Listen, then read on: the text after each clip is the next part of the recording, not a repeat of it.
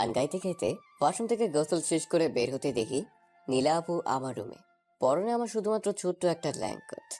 আর এই নীলা আপু নির্লজ্জের মতো আমার দিকে তাকিয়ে আছে। কি করব বুঝতে পারলাম না। মান সম্মানের ব্যাপার, তাই সোজা দৌড়ে আবার ওয়াশরুমে ঢুকে গেলাম। কি বেহায়া আমি, একটু লজ্জা নেই? কিন্তু এ আমার রুমে কি করছে? রুমে তো দূরের কথা, এর তো আমাদের বাসাতেও আসার কথা না। সে যে কারণেই আসুক না কেন, কিন্তু আমি এখান থেকে বের হব কি করে? কাপড় চোপড় তো সব আলমারিতে। কোন কুলক্ষণে যে কাপড় ছাড়া গোসল করতে গিয়েছিলাম। দরজাটা একটু ফাঁক করে দেখে নীলাপু বিছানার উপর বসে বসে পা তোলাচ্ছে আর মুচকি মুচকি হাসছে। রুম থেকে বের হচ্ছে না, যার কারণে আমি ওয়াশরুম থেকে বের হতে পারছি না। কতক্ষণ না থাকা যায়, তাই জোর গলায় মাকে ডাক দিলাম। একবার ডাকার পরও কোনো সাড়া শব্দ নাই। তাই নীলাপু বললেন, কিরে, কাকিমাকে কেন ডাকছিস? কত বড় বেহাই আইমে, সব বুঝেও এমন করছে। তাই বললাম, দরকার আছে মা, মা। আরে, কাকিমাকে ডেকে লাভ নেই। উনি এখন ব্যস্ত, আমার জন্য রান্না করছেন। তুই বরং বল তোর কি লাগবে। লাগবে না, তুমি আমার রুম থেকে যাও, আপনি একটু পরে আসিয়েন। কেন কেন? আমি তোর রুমে থাকলে কি সমস্যা? কোনো সমস্যা নেই। আরে বাবা, আমি কাপড় পরবো। তো কি হয়েছে, পর না। আমি কি তোকে আটকিয়ে রাখছি? কেমনটা লাগে বলুন তো? কিন্তু আমার সব কাপড় আলমারিতে আছে। হ্যাঁ, তো কি হয়েছে, এসে নিয়ে যা।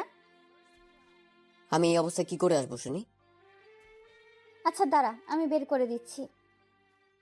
এই বলে আলমারির দিকে একটু এগিয়ে আবার দাঁড়িয়ে পড়লো। আর একটা শয়তানি আমাকে হাসি দিয়ে বলল, এই অবস্থায় মানে কি রে? তুই কি লজ্জা পাচ্ছিস নাকি? তোকে তো আমি এইভাবে কতবার দেখেছি। তুই যখন গোসল করতে চাইতি না, তখন কাকিমা তোকে জোর করে এটুকু বলেই হা হা করে হাসতে লাগলো। আর হঠাৎ করে আমার মাথা গরম হয়ে গেল। আর বললাম, এই আপনি আমার রুম থেকে বেরোন তো, বেরোন বলছি। কথাটা বলে ওর মুখ থেকে হাসিটা নিমিশেই উধাও হয়ে গেল। তার কিছু না বলে কাপড়গুলো বের করে দিয়ে নীরবেই রুম থেকে বের হয়ে গেল। হয়তো আমার এই কঠোরভাবে কথা বলাতে কষ্ট হয়েছে। আমি নিশ্চিন্তে কাপড়গুলো পরে নিলাম। তখনই নাচ থেকে মায়ের ডাক হেলো, তাই নিচে গেলাম। এসে অবাক হলাম, কারণ বাসাতে দাদু এসেছে। বাবা, দাদু ও নীলা আপু খাবার টেবিলে বসে আছে। আমরা সবাইকে খাবার দিচ্ছেন। মাকে একটু খুশি খুশি দেখাচ্ছে। মা হেসে হেসে দাদুকে বলল, এই তো আপনার নাতি এসে পড়েছে। মাকে এমন খুশি আগে কখনো দেখিনি। মায়ের বিয়েটা ছিল লাভ ম্যারেজ। বাবা আসলে দাদার বিরুদ্ধে গিয়ে মাকে বিয়ে করেছেন। দাদু চেয়েছিল বাবা যাতে তার ভাইয়ের মেয়েকে বিয়ে করে, কিন্তু তা হয়নি। সেজন্য দাদু মাকে মেনে নেয়নি, মাকে বাড়ি থেকে বের করে দেয়। তাই বাবাও নিজের বাসা ছেড়ে দেয়। কিন্তু আমি যখন পৃথিবীতে আসি তখন দাদু বাড়িতে বেশি থাকতাম, কারণ বাবার ধারণা আমার কারণে হয়তো দাদু মাকে মেনে নেবে। কিন্তু আমি এত বড় হয়ে যাওয়ার পরেও দাদু মাকে বাড়িতে ফিরিয়ে নেয়নি। আমি একদিন দাদুকে বলেছিলাম মাকে বাসায় ফিরিয়ে আনতে, কিন্তু দাদু তা করেনি। উল্টো আমাকে রাগ দেখায়। তাই ওই বাড়ি ছেড়ে দিয়েছি। কিন্তু আজ দাদু স্বয়ং আমাদের বাসাতে কেন এলেন? তাই দাদুকে সালাম দিয়ে খাবার টেবিলে বসে পড়লাম। আর দাদু আমাকে নানান প্রশ্ন করতে লাগলেন। আমি শুধু হাসি মুখে জবাব দিচ্ছিলাম। যদিও ওই দিনের পর দাদুকে আমার তেমন একটা পছন্দ হয় না। তারপর সবাই খাবার খেতে লাগলাম। দাদু খাবার খাচ্ছেন আর মায়ের রান্নার প্রশংসা করছেন। তাকে দেখি মায়ের চোখে জল। এটাই হয়তো খুশির অশ্রু। আচ্ছা, মায়েরা এমন কেন? কষ্ট কাঁদে আবার খুশিতেও কাঁদে। যাই হোক, খাবার খাচ্ছিলাম, হঠাৎ কিছু একটা আমার পায়ের মধ্যে সুড়সুড়ি দিচ্ছে। বিড়াল নয় তো আবার। আসলে আমি ছোটকাল থেকে বিড়াল অনেক ভয় পাই, যে কারণে টেবিল থেকে দাঁড়িয়ে পড়লাম। মাথা নামিয়ে টেবিলের নিচে দেখলাম, না, কিছুই নেই। ওটা আমার মনের ভুল হয়তো হবে। আমাকে এভাবে দাঁড়িয়ে পড়তে দেখে মা বলল, কি হলো? আমি কিছু না বলে মাথা চুলকিয়ে আবারও খেতে বসলাম। আবারও সে একই অবস্থা, সুড়সুড়ি। কিন্তু এবার বুঝতে পারলাম এটা একটা মানুষের পা। মাথা তুলে তাকাতেই বুঝতে পারলাম এটা নীলা আপুর কাজ। নীলা আপু আমার দিকে তাকিয়ে মুচকি মুচকি হাসছেন। আমি কিছু না বলে খাবারে মনোযোগ দিলাম। কিন্তু নীলা আপু আমাকে শান্তিতে খেতে দিচ্ছে না। মুখ বুজে সব সহ্য করছি, কিন্তু সে এমন করছে কেন? ওর সাথে তো আমার কোনো এমন সম্পর্ক নেই। কিন্তু যেটা ছিল সেটা তো নিজেই নষ্ট করে দিয়েছে। এখন না আছে বন্ধুত্ব। ও তো আমার কাজিন হয়, তা আবার 3 বছরের বড় আপু। এখন আমি ওকে ওনাকে বড় আপু বলেই মানি, যথেষ্ট সম্মান দেওয়ার চেষ্টা করি। যা বোঝার তা বুঝে গিয়েছি। অবশ্য দোষটা আমারই ছিল। যাক এসব, আমি তাড়াতাড়ি খাবার শেষ করে উঠে আসতে যাব, তখন মা আমাকে বলল, লাবিব, যা, চটপট গিয়ে তোর ব্যাগ গুছিয়ে নে। ব্যাগ গোছানো মানে? আমি কি কোথাও যাচ্ছি নাকি? মা হ্যাঁ সূচক মাথা নাড়ালো। যখন আমি বলবো কোথায়, তখন নীলা আপু বলে উঠল, আরে, এখন থেকে তুমি কাকা কাকিমা আমাদের নিজের বাড়িতে থাকবি। সেই জন্যই তো দাদু তোদের সবাইকে নিতে এলো। এখন থেকে আমরা সবাই একসাথে থাকবো। ভালো হবে না বল? কথাটা শুনে আমার খুশি হওয়া উচিত ছিল। ছোটবেলা থেকে তো আমি এটাই চাইতাম, কিন্তু আমি খুশি হতে পারছি না।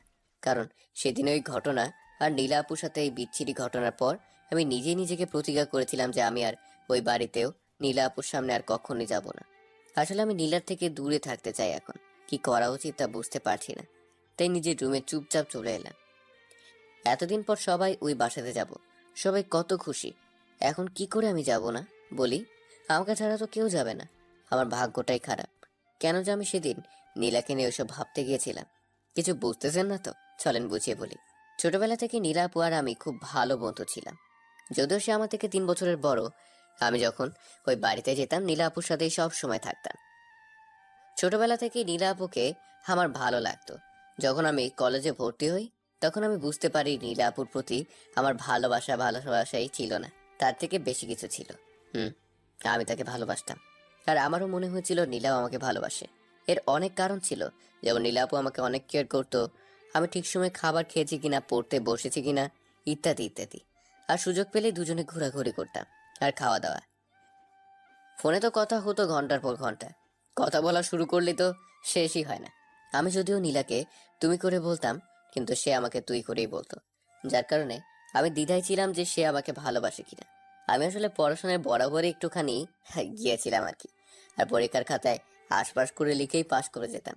তো সেই কারণে আমার ক্লাসমেট ঋতুকে পরীক্ষার আগে থেকেই তল্লাই কথা শুরু করেছিলাম। মানে প্রতিদিন ওকে এখানে ওখানে ঘুরতে নিয়ে যেতাম, ওর পছন্দের খাবার খাওয়াতাম, ও শপিং করাতাম। আর শপিং এ গিয়ে হয় যত বিপত্তি। সেখানে নীলা আপু আমাদের একসাথে দেখে নেয়, আর ঋতু বেচারিকে সবার সামনে থাপ্পড় দিয়েছিল। ঋতু গাল ডলতে ডলতে আমার দিকে তাকিয়েছিল। ও ভাবছিল আমি নীলাকে কিছু বলবো। নীলা আপু ছিল ঋতুর বড়, আর নীলার রাগী চোখ দেখে সে সেখান থেকে বিদায় নিয়েছিল। আমি শুধু অবাক দর্শকের মতো তাকিয়েছিলাম। তারপর নীলা আপু বলল, এই তোর পড়াশোনা? নীলা এর আগে কখনো আমার সাথে এত রাগী গলায় কথা বলেনি। তাই কথার খেই হারিয়ে ফেলে বললাম, আসলে না মানে হয়েছে কি, কি বলবো ঠিক বুঝে উঠতে পারছি না। তখনই নীলা বলে উঠল, আমি তোকে কতবার ফোন করেছিলাম দেখেছিস? সকালে ফোন রিসিভ করে আমাকে কিছু না বলতে দিয়েই বললি তোর পরীক্ষা, তাই তুই পড়ছিস। আর ফোন ধরলি না। তাই তোর বাড়িতে গিয়েছিলাম, তুই সেখানেও ছিলি না। তাই একা একা শপিং করতে এলাম, আর এসে দেখি তোর কি আদৌ মনে আছে আজকে কি? আমি তার কথা এতক্ষণ মন দিয়ে শুনছিলাম। তারপর বললাম, আজকে কি? সে আমার কথায় বিরক্ত হয়ে ওর ব্যাগ দিয়ে আমাকে মারতে লাগলো। তারপর তার হাতের ব্যাগগুলো আমাকে দিয়ে বলল, রাতে এগুলো পরে চলে আসিস। তারপর নীলা আপু আর এক মুহূর্ত এখানে দাঁড়ালো না। আমি ওর সাথে সাথে সেখান থেকে বেরিয়ে গেলাম। অনেক কয়টা কল করেছি নীলাকে, কিন্তু ধরেনি, বারবার কেটে দেয়। বুঝলাম মনে হয় অনেক রাগ করেছে। আসলে নীলার আজ বার্থডে, তাই গিফট কিনতে এখানে এসেছিলাম। ঋতুকে এমনি নিয়ে আসিনি, ভেবেছিলাম একসাথে 2 কাজ হয়ে যাবে। কিন্তু কি থেকে যে কি হয়ে গেল। বাড়িতে এসে নীলার দেওয়ার শপিং ব্যাগটা খোলার পর কাপের সাথে একটা ভিউ কার্ড বেরিয়ে এলো। অবাক হয়ে কার্ডটা খুলতেই একটা মেয়ে কণ্ঠ বলে উঠলো, I love you, I love you. এই কথা শুনছিস? আই লাভ ইউ বলছি কিন্তু। এটা শোনার পর কিছুক্ষণ টাসকি খেয়ে বসে রইলাম। আই লাভ ইউ বলাটা আর মন কাড়া হাসিটা এখন আমার কানে বাজতে লাগলো। আমার সাথে এমনটা হবে ভাবতে পারিনি। এই মেয়ে কণ্ঠটা নীলার। নীলা যে নিজে থেকেই ভালোবাসি কথাটা বলবে ভাবতেই পারিনি। আমি এখনো বিশ্বাস করতে পারছি না নীলা এই কথাগুলো আমাকে বলেছে। হঠাৎ ব্যাগে একটা চিরকুট দেখলাম। সেটা খুলে দেখতে পেলাম নীলার হ্যান্ড রাইটিং। সেখানে লেখা ছিল, আমি জানি না তুই এখন কি ভাবছিস, কিন্তু এটাই সত্যি। জানিস, অনেক দিন ধরে ভাবছি আমার মনের কথাটা তোকে বলে দেই, তবে কেন জানি বলে উঠতে পারছিলাম না। আর আমি জানি তুইও আমাকে পছন্দ করিস। আমি ভেবেছিলাম তুই আমাকে বলবি, কিন্তু না, তুই বলতে পারলি না এতদিনেও। তাই বাধ্য হয়ে আমাকেই বলতে হলো। জানিস, তোকে অনেক ভালোবাসি। অনেক কথা আছে তোর সাথে আমার। রাতের ছাদে চলে আসিস, সাবধান, কেউ যেন জানতে না পারে। আমি তোর জন্য অপেক্ষা করব। চিঠিটা পড়েই যেন আমার হার্টবিটটা বেড়ে গেল। সবকিছু যে এত সহজে হয়ে যাবে তা ভাবতেও পারিনি। হঠাৎ ফোনটা বেজে উঠলো। ফোনটা হাতে নিয়ে দেখি এটা তো আমাদের ভার্সিটির বড় ভাই নিলয়। একদম ভদ্র একটা ছেলে, কিন্তু ওকে আমার একদমই পছন্দ না, কারণ এ হলো নীলার ক্লাসমেট। ফকিনি সবসময় নীলার সাথে সাথেই ঘুরঘুর করে। নীলাও কিছু খালি ওর কথাই টেনে আনবে। যাই হোক, ফোনটা রিসিভ করলাম। হ্যালো, আসসালামু আলাইকুম। কেমন আছেন নীলা ভাই? হুম, ভালোই। তুমি কেমন আছো? আমি ভালো আছি। কিছু বলবেন ভাইয়া? হুম, ওই আসলে নীলা কি কখনো আমার সম্পর্কে কিছু বলেছে তোমাকে? মানে, ঠিক বুঝলাম না ভাইয়া। তখনই মনে হলো কোনো নারী কণ্ঠ নীলয়কে ডাকছিল। তার কিছু না বলে সে ফোনটা রেখে দিল। অতঃপর সন্ধ্যাবেলা তৈরি হয়ে সোজা নীলাদের বাড়ি এলাম। বাবা মা কেউ আসেনি। বাসাতে ঢুকে দাদু, আঙ্কেল ও আন্টির সাথে দেখা হলো। মনে হয় তেমন কোনো মানুষকে ইনভাইট করেনি। সেটা সবাই পরিচিত মানুষ আর নীলার বন্ধু বান্ধবতার মাঝে নীলা ছিল। আর এটাই হলো এই বাড়ির নিয়ম, খুব পরিচিত লোক ছাড়া কাউকে ডাকা হয় না। সবাইকে দেখতে পেলেও নীলাকে দেখতে পাচ্ছিলাম না। আন্টিকে জিজ্ঞেস করতে বলল ও রুমে রেডি হচ্ছে। কথাটা বলেই আবার বলল ওই তো নীলা এসে পড়েছে। আমার সাথে সাথে সবাই সিঁড়ির দিকে তাকালো। আমি তো শুধু অবাক হয়ে তাকিয়ে রয়েছি, কারণ নীলা আজ একটা আকাশি নীল শাড়ি পরেছে। আর আমি যতটুকু জানি, শাড়ি পরা ওর পছন্দ করে না, কিন্তু ওকে খুব সুন্দর লাগতেছে শাড়িতে। নীলা নিচে এসেই আমার দিকে তাকিয়ে অন্যদিকে চলে গেল। কারণ হলো আমি ওর বার্থডে ভুলে গিয়েছিলাম। তারপর আর কি, কেক কাটা হলো। একটু পর দেখি নীলা পেছনের দিকে তাকিয়ে ছাদের দিকে যাচ্ছে। চিরকুটে তো আমাকে ছাদে যেতে বলেছিল। তখন আমি ছাদের দিকে পা বাড়াতে পেছন থেকে আন্টি ডেকে বলল দাদু নাকি ওষুধ শেষ হয়ে গেছে, তাই আমাকে যেতে হবে। এত লোক থাকতে আমাকেই বলতে হলো। এই কথা তো আর আন্টির মুখের উপর বলতে পারি না, তাই একটা হাসি দিয়ে ফার্মেসিতে গেলাম। ওষুধ এনে আন্টির হাতে দেওয়ার এক মুহূর্ত দেরি না করে ছাদে গেলাম। আমার মনের ভিতর একটা উত্তেজনা কাজ করছে। আমার মনটা খুব অশান্ত হয়ে গেছে। ছাদের দরজার কাছে এসে একটা বড় নিঃশ্বাস ছেড়ে নিজেকে একটু শান্ত করে নিলাম। হাসি মুখে দরজাটা খুলেই ছাদে পা রাখতেই আমার মাথায় যেন আকাশ ভঙ্গে পড়ল। এটা আমি কি দেখছি?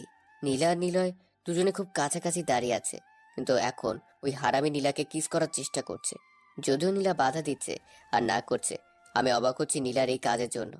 ওর এখন উচিত ছিল নিলয়কে থাপ্পড় মারা, কিন্তু নীলা তেমন কিছু করছে না। আমার মাথায় যেন আগুন ধরে গেল। তাই সামনে এগিয়ে গিয়ে শরীরের সমস্ত শক্তি দিয়ে নিলয়কে একটা লাথি মারলাম। লাথিকে সে টাল না সামলাতে পেরে নিচে পড়ে গেল। আমি আবার ওকে আর কয়েকটা লাথি মারলাম। এবার লাথিটা মুখ বরাবর গিয়ে পড়েছে, তাই ব্যথায় হারামজাদা চেঁচিয়ে উঠল। আমার তাতে কি, কলার ধরে উঠিয়ে মুখ বরাবর একটা ঘুষি মারলাম। যখনই আরেকটা মারতে যাব, নীলা এসে পেছন থেকে বাধা দিল, বলল লাবিব ছাড়, ওকে কি করছিস? ও ব্যথা পাচ্ছে, ওর কষ্ট হচ্ছে, ছাড় বলছি। কে শোনে কার কথা। নীলাকে সরিয়ে দিয়ে আর একটা পেট বরাবর দিলাম। শালায় আবার চেঁচিয়ে উঠল, নিজেকে আমার থেকে ছাড়ানোর চেষ্টা করলো। তখন নীলা আমাকে সর বলে একটা ধাক্কা দিল। আমি ধাক্কাকে দূরে সরে গেলাম। আর নীলা দৌড়ে গিয়ে নিলয়কে উঠাতে উঠাতে কান্না সরে বলল তুমি ঠিক আছো তো? তুমি ঠিক আছো তো? আশ্চর্য, আমি নীলয়কে মারছি বলে নীলা এইভাবে রিয়েক্ট করছে কেন? তাই আমি বললাম আরে নীলা আপু, তুমি পাগল হলে নাকি? ও তো আমার কথা শেষ না করতে না করতেই আমার গালে ঠাস করে একটা থাপ্পড় দিল।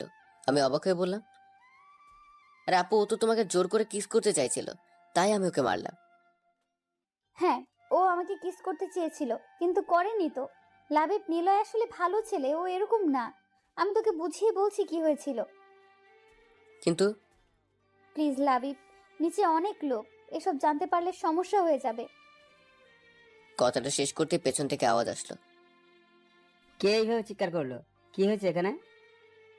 আমি পেছনে তাকে দেখে আঙ্কেল, নীলা, দাদুকে ও আঙ্কেলকে দেখে অনেক ভয় পেয়ে গেল। আমি তখন এটা সেটা বলে সবকিছু ম্যানেজ করলাম। তখন দাদু বলল ঠিক আছে, এখন তোরা নিচে আয়। এই রাত্রিবেলায় ছাদে কি করিস তোরা? আচ্ছা দাদু, তোমরা যাও, আমরা আসছি। সবার সাথে সাথে নীলাও নিচে চলে গেল। এখন শুধু আমি আর নীলা ছাদে দাঁড়িয়ে আছি। আমি নীলার দিকে তাকিয়ে দেখি এখনো ভয় কুকড়ে আছে, আর সেটির দিকে এক নজরে তাকিয়ে আছে। আমি তাকে ডাক দিতেই চমকে উঠে বলতে লাগলো কি হয়েছে? তুমি ঠিক আছো তো? আমার আবার কি হবে? আমি তো ঠিক আছি। জানো, তোমাকে আজ খুব সুন্দর লাগছে, একেবারে নীলপরি। সত্যি বলছি নীলা। একটু লজ্জা পেয়ে বলল, তাই নাকি? তুই কবে থেকে মেয়েদের প্রশংসা শুরু করে দিলি? আমি তো আগেও কতবার সেজেছি, কখনো তো এমন প্রশংসা করিসনি। আজকে এমন কি হলো? এই যে শাড়ি পরে এত সুন্দর করে সেজেছো। ও আচ্ছা, তার মানে তোর শাড়ি পছন্দ, তা আমাকে আগে বললেই পারতি। আমি বললে কি শাড়ি পরতে? তা অবশ্য পরতাম না, কারণ শাড়িতে আমার খুব আনইজি ফিল হয়। আম্মু বললো এজন্য আজ পরলাম।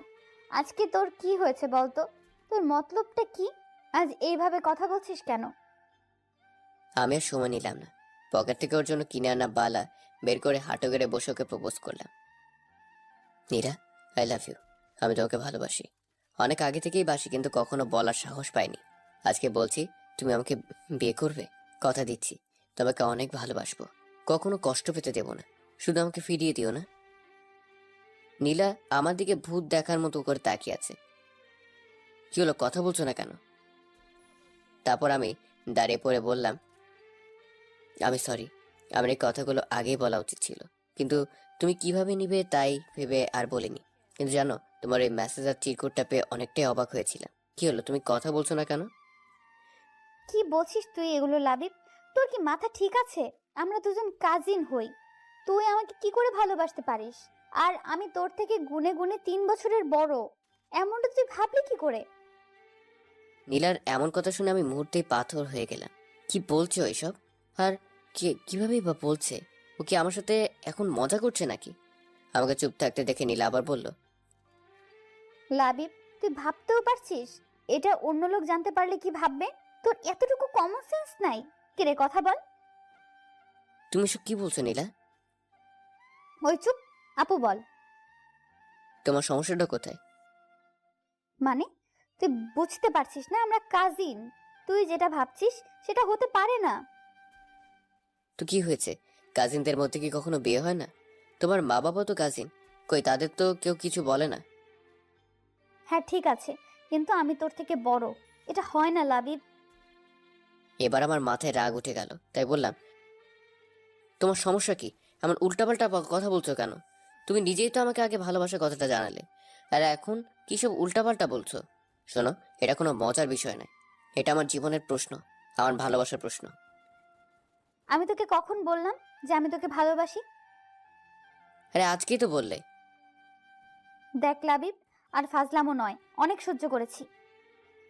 আরে তুমি তো আমাকে ভয়েস মেসেজ আর চিরকুটটা দিলে, তুমি তো বললে আমাকে ভালোবাসো, এখন এমন করছো কেন? কিসের মেসেজ আর কিসের চিরকুট? আমার এখন ভীষণ বিরক্ত লাগছে। আমার পকেটে চিরকুটটা ছিল তাই আমি ওকে দিলাম। আমার হাতে চিরকুটটা দিয়ে এক দৃষ্টিতে তাকিয়ে আছি, কিন্তু চিরকুটের দিকে এক দৃষ্টিতে তাকিয়ে আছে তো আছেই, মাথা তুলছে না, আর কথাও বলছে না। আমি বললাম, কি হলো, এখন কথা বলছো না কেন? লাবিব দেখ, আমি অনেক সরি। কথাটা বলেই মাথা নিচু করে নিল, তারপর বলল, লাবিব দেখ, অনেক বড় একটা গন্ডগোল হয়ে গেছে। দেখ, আমি তোকে দোষ দিচ্ছি না, এটা আমারই দোষ, তার জন্য সরি। মানে কি সব বলছো তুমি? লাবিব প্লিজ, আগে আমার কথাটা শোন।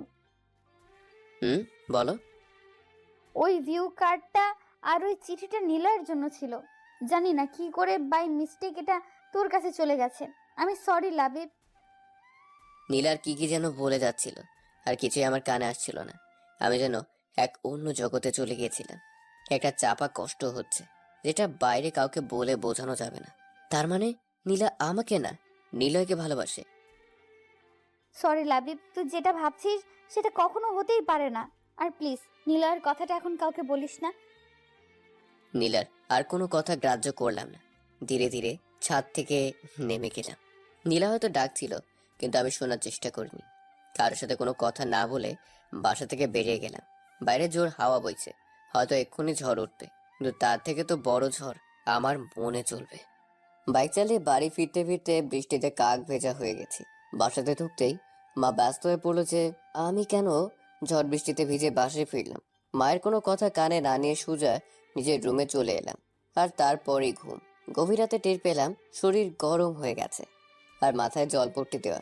কিছু না, অভ্যাস মতোই জ্বর চলে এসেছে। ছোটবেলা থেকে এটা চলছে, একটু বৃষ্টিতে ভিজলে কঠিন জ্বর চলে আসে।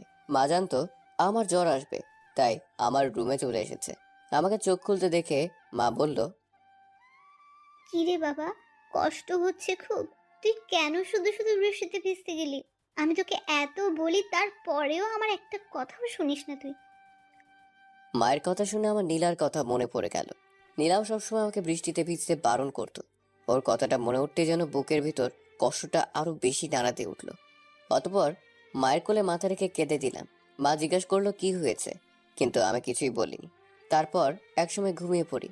যখন চোখ খুললাম তখন মাথায় একটা শীতল হাতে স্পর্শ পেলাম। তাকে দেখি নীলা বসে আছে আর আমার মাথায় জলপট্টি দিয়ে দিচ্ছে। আমাকে চোখ খুলতে দেখে আমার দিকে তাকে একটা মিষ্টি হাসি দিল আর বলল, কিরে, এখন কেমন লাগছে? আমি কিছু না বলে ওর মুখের দিকে তাকিয়ে রইলাম। নীলা কিছু একটা বলতে গিয়ে থেমে গেল, কারণ মা রুমে চলে এসেছে খাবার নিয়ে। খাবার টেবিলে রেখে মা নীলাকে বলল, নীলামা, তুই উঠ, তুই কিছু খেয়ে নিয়ে রুমে গিয়ে রেস্ট নে। আমি তোর খাবার ওখানে রেখে এসেছি। কাকিমা, আমি পরে খাবো, তুমি বরং খাবারটা আমাকে দাও, আমি লাবণীকে খাইয়ে দিচ্ছি। মা একটা মুচকি হাসি দিয়ে বলল, অনেক হয়েছে মা, আবার তুই ওর মতো অসুস্থ হয়ে পড়বি। এমনিতেও ঠিক মতো খাসনি, আবার কাল সারা রাত ঘুমাসনি। কিন্তু কাকিমা। কোনো কিন্তু নয়, আমি যা বলছি সেটা কর। মায়ের কথা শুনে নীলা আর কিছু বলল না। আমার দিকে একবার তাকিয়ে নীলা চলে গেল অন্য রুমে। মায়ের কাছে শুনেছি আমি নাকি গতকাল সারা দিন সারা রাত জ্বর নিয়ে পড়েছিলাম, আর নীলা সবকিছু ছেড়ে চুড়ে এতক্ষণ আমার সেবা করছিল। খুব অবাক হলাম মায়ের কথা শুনে নীলা আমার জন্য এতটা ভাবে। মনে মনে অনেক খুশি হলাম। পরক্ষণে আবার মনটা খারাপ হয়ে গেল, কারণ নীলাকে ভালোবাসে। তারপর খাবার আর ওষুধটা খেয়ে ঘুমিয়ে পড়লাম। বিকালের দিকে ঘুম ভাঙে। নিজেকে বেশ চাঙ্গা আর ফুরফুরে লাগছে, জ্বরটা আর নেই। অতবার ওয়াশরুমে গেলাম। তারপর বাহির হয়েই দেখি নীলা বসে আছে আর আমাকে দেখেই হাসি মুখে প্রশ্ন করলো। কিরে, কেমন আছিস এখন? বিছানায় বসে বললাম, হুম, একদম ভালো, জ্বর নেই বললেই চলে। তারপর নীলা আমার দিকে সুপের পোয়ালাটা এগিয়ে দিতে দিতে বলল, যাক বাবা, ভালো হয়েছে। যে ভয় পাইয়ে দিয়েছিলি তুই। আমি কিছু না বলে নীলার দিকে তাকিয়ে আছি। কিরে, হা করে কি দেখিস? খেয়ে নে, ঠান্ডা হয়ে যাবে। আমি নীলার কোনো কথা না শুনে পেয়ালাটা রেখে দিলাম। তা দেখে নীলা অবাক হয়ে বলল, কিরে, কি হলো, খাবি না? I love you. মানে? বিশ্বাস করো, আমি তোমাকে খুব ভালোবাসি। দেখ লাবিব, পাগলামো করিস না, আমি তোকে সব কিছু বললাম, তারপরেও তুই। আমি কোনো পাগলামি করছি না, সত্যি যেটা সেটাই বলছি। তুই ভালো করেই জানিস এটা কোনো দিন সম্ভব না। ভুলে যা এসব। দেখবি আমার থেকে তুই ভালো কাউকে পাবি, যে তোকে ভালোবাসবে, সুখে রাখবে।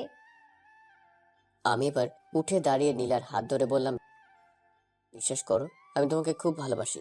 সবসময় শুধু তোমার কথাই ভাবি, আর তোমাকে ছাড়া অন্য কাউকে চাই না, তোমাকে চাই শুধু। নীলা আমার থেকে হাত ছাড়ানোর চেষ্টা করে বলতে লাগলো, লাবিব, হাত ছাড়, পাগলামো করিস না। আমাদের অনেক ভালো একটা সম্পর্ক, তা নষ্ট করিস না। কথাটা বলেই হাত ছাড়িয়ে নিয়ে দরজা দিয়ে বাইরে চলে যাচ্ছিল নীলা। তখন আমি ওর পথ আটকে দরজা বন্ধ করে দিলাম। যখন সে বলল, লাবিব, দরজাটা বন্ধ করলি কেন? খোল বলছি, আর আমাকে যেতে দে।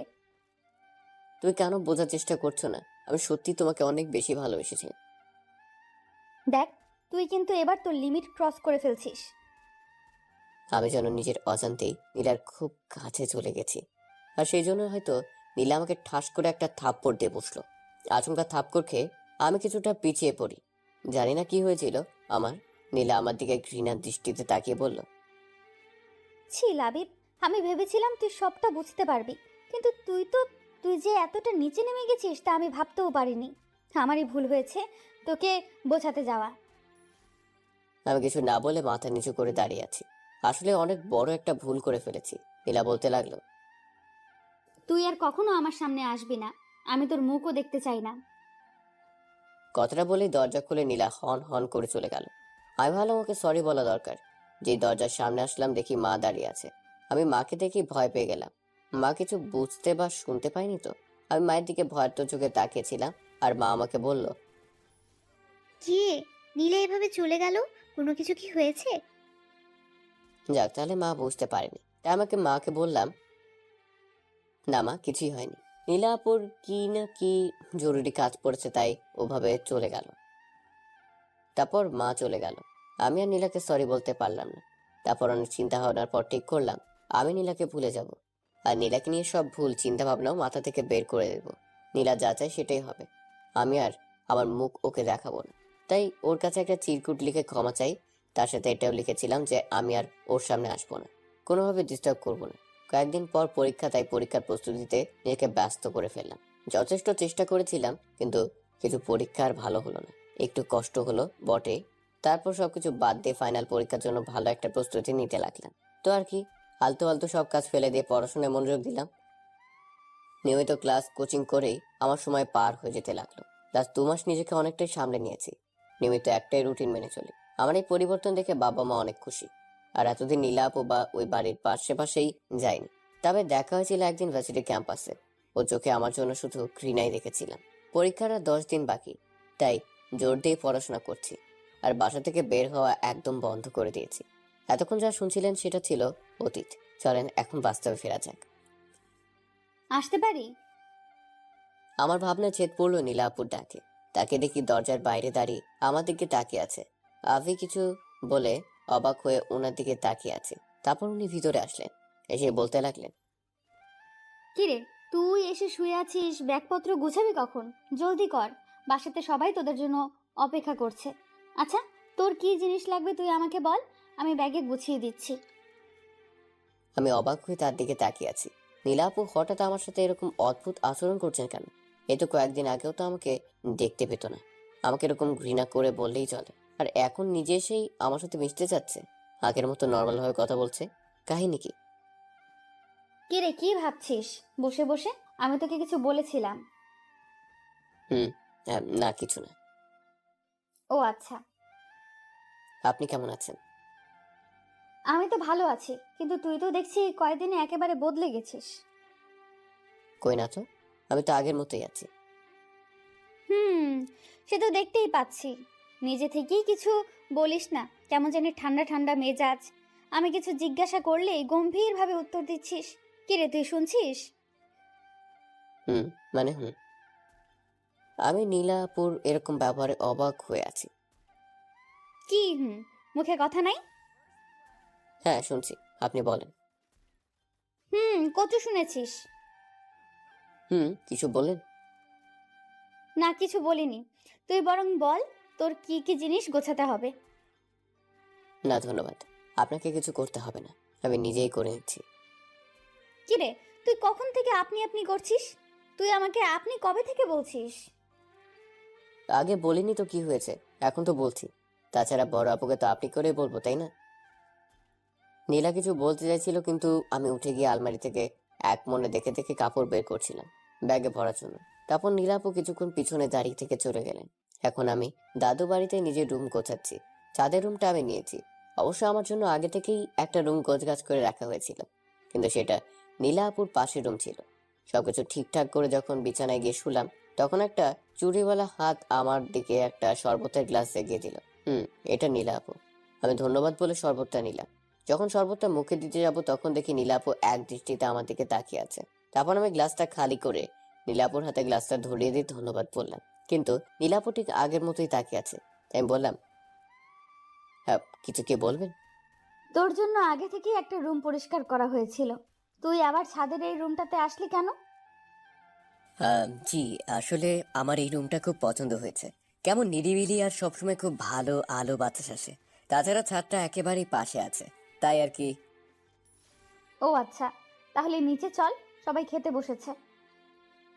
আপনি যান, আমি একটু পরে আসছি। কেন? আমার সাথে এখন গেলে তোর কি কোনো সমস্যা হবে? আরে না, না, তা তো কেন হবে? আপনি এমনটা ভাবছেন কেন? আসলে এতক্ষণ কাজ করেছি তো, তাই একটু ফ্রেশ হয়ে যাব। আপনি যান। তারপর নীলা আপু আমার দিকে কিছুক্ষণ নিরাশ চোখে তাকিয়ে থেকে চলে গেল। অতপর রাতের খাবারও কিছুক্ষণ পড়াশোনার পর আর ভালো লাগছিল না, তাই আমি ছাদে এসে রেলিং ধরে দাঁড়িয়ে রইলাম। অনেকক্ষণ ধরেই দাঁড়িয়ে আছি। হঠাৎ কারো পায়ের শব্দে পেলাম, পিছনে তাকিয়ে দেখি নীলা আপু দাঁড়িয়ে আছে। মুখে মিষ্টি একটা হাসি লেগে আছে, পরনে আবার একটা শাড়ি। আমি একটুখানি তাকিয়ে আবার ঘুরে দাঁড়ালাম। সামনের দিকে তাকিয়ে থেকে জিজ্ঞেস করলাম, আপনি এত রাতে ছাদে কি করছেন? আগে তুই বল, তুই এত রাতে এখানে দাঁড়িয়ে আছিস কেন? আর পড়তে ভালো লাগছিল না, তাই এখানে এসেছি। আমিও এই জন্যই আসছি। ও আচ্ছা, বলে নিজের মতো দাঁড়িয়ে রইলাম। কিছুক্ষণ পর পেছন থেকে নীলা আপু রাগী গলায় বলল, আচ্ছা, তোর সমস্যা কি বলতো? আমার আবার কি সমস্যা হবে? না তো, আমার কোনো সমস্যা নেই। এদিক ওদিক আমার দিকে তাকিয়ে কথা বল। কি বলবো? আচ্ছা, তুই কি আমার উপরে রেগে আছিস নাকি ইগনোর করছিস? কি আশ্চর্য, আমি আপনার উপর রাগ করলাম কখন? আর আপনাকে ইগনোরই বা কোথায় করলাম? তাহলে আমি তোর সাথে কথা বলতে চাচ্ছি, কিন্তু তুই তো আমার সাথে কথা বলতেই চাচ্ছিস না। আর কি কখন থেকে আপনি আপনি করছিস? কোথায় কথা বলছি না? আমি তো আপনার তাকে ঠিকভাবে কথা বলছি। লাবি প্লিজ, এরকম করিস না। আমার আর ভালো লাগছে না। তুই আবার আগের মতো কথা বল না। আগে তো কত বকবক করতি, বকবক করে আমার মাথা গরম করে দিতি। নীলাপু এটা কেন, ওটা কেন, আর এখন কি হয়েছে তোর? কিছুই হয়নি। আগে আপনাকে বিরক্ত করতাম, তার জন্য সরি। আপনার সাথে অনেক বাজে ব্যবহার করেছিলাম, তার জন্য সরি। আবার এখানে এসেও আপনাকে অস্বস্তির মধ্যে ফেলে দিলাম, তার জন্য সরি। আসলে আমার ইচ্ছাটা কোনো উপায় ছিল না, মায়ের কথা এখানে আসতেই হলো। আমি তোকে কি বলছি আর তুই কি বলছিস? তুই ওই দিনের জন্য এমন করছিস, তাই না? আচ্ছা, আমি সরি। তোকে ওই দিন থাপ্পড় মারা আর ওই রকম কথাগুলো বলা আমার একদমই উচিত হয়নি। আমি হয়তো একটু বেশি বেশি করে ফেলেছিলাম। আপনি সরি বলছেন কেন? আসলে আমি ওই দিন কাজই এমন করেছিলাম। আপনার জায়গায় যে কেউ থাকলেও এমনই করতাম, হয়তো তার থেকে বেশি কিছুই করতো। আপনি তো শুধু... তাহলে তুই আমার সাথে ঠিক করে কথা বলছিস না কেন? সব ভুলে গিয়ে আবার আগের মতো হয়ে জানা। আমরা আবার আগের মতো মজা করে থাকবো একসাথে। তোর মনে আছে, আমরা ছোটবেলা থেকে এই চেষ্টা করতাম যেন সবাই একই বাসাতেই থাকতে পারি। এখন তো আমরা সবাই একই সাথেই আছি, কিন্তু তুই কেমন জানি হয়ে গেছিস। আগের মতো হয়ে জানা প্লিজ। এখন তো সব কিছু ঠিক হয়ে গেছে। আমি অন্যদিকে তাকিয়ে অন্যমনস্ক হয়ে বললাম, সবকিছু ঠিক হয়ে গেছে, কিন্তু এখন না। সবকিছু আগের মতো নেই। কথাটা বলেই ছাদ থেকে চলে এলাম। এখন একটা কথাই আমার মাথায় ঘুরছে যে নীলার কি হয়েছে? হঠাৎ করেই ওর এরকম পরিবর্তন কি করে হলো? যে ঘটনার রেশ আমি এখনো কাটাতে পারিনি। ও কি করে এত সহজে... সকালে ঘুম থেকে উঠে মাথায় বিরক্তি চেপে বসলো। এমনিতে রাতে অনেক দেরিতে ঘুমিয়েছিলাম, আর এখন এত সকালে নীলা আপু এসে আমার স্বাদের ঘুমটা ভাঙিয়ে দিল। তাই বললাম নীলা আপুকে, আপনাকে কে বলেছে আমাকে ঘুম থেকে জাগাতে? ও মা, কতটা বেলা হয়েছে দেখেছিস? আর কত ঘুমাবি? তাতে কি হয়েছে? আমার যখন মন চায় আমি তখন উঠবো। আপনি ডাকবেন কেন? আরে, তুই এভাবে কথা বলছিস কেন? আমি তো... ধুর! আমি বিরক্তির শব্দটা করে শরীর উপর দেয়া কাঁথা আছড়ে ফেলে দিয়ে বিছানা থেকে নেমে পড়লাম। আর ওয়াশরুমের দিকেই যাচ্ছিলাম, তখনই নীলা পিছন থেকে... ওই শোন, আমার সাথে একদম মেজাজ দেখাবি না। আমি তোর মায়ের কথায় তোরে ডাকতে এসেছিলাম। কাকিমা বলেছিল যে আজকে নাকি তোর একটা ক্লাস টেস্ট আছে, সেজন্যই এসেছিলাম। চাটা খেয়ে নিস।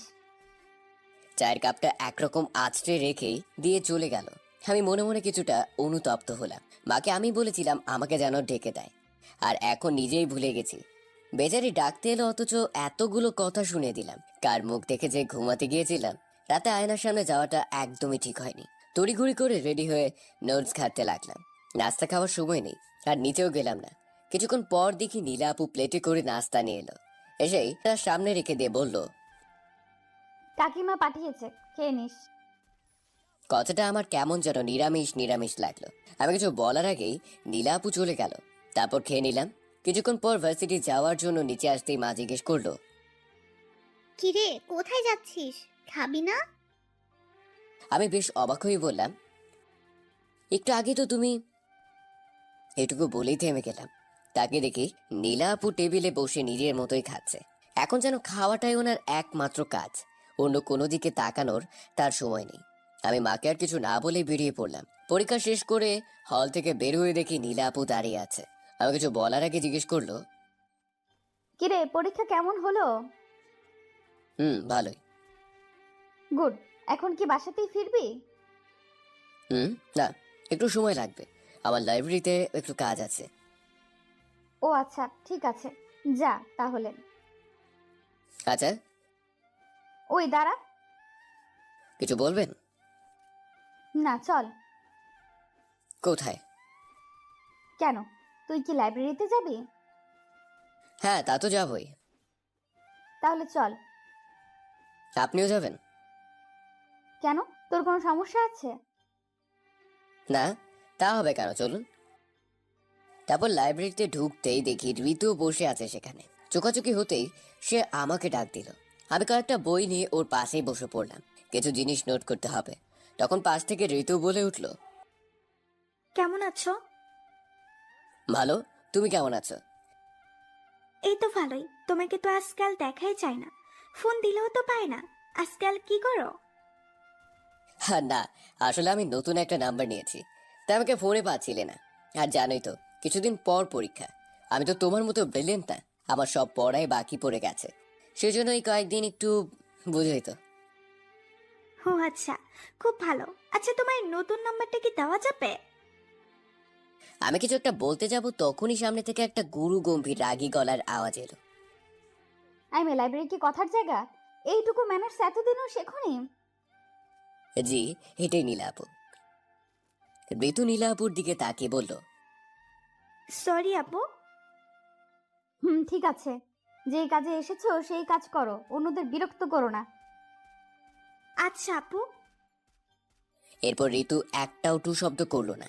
এরপর কিছুক্ষণ ঋতু বই ঘেটে নিঃশব্দে কখন যে চলে গেল টেরই পেলাম না। আমার কাজ শেষ হতেই উঠে পড়লাম।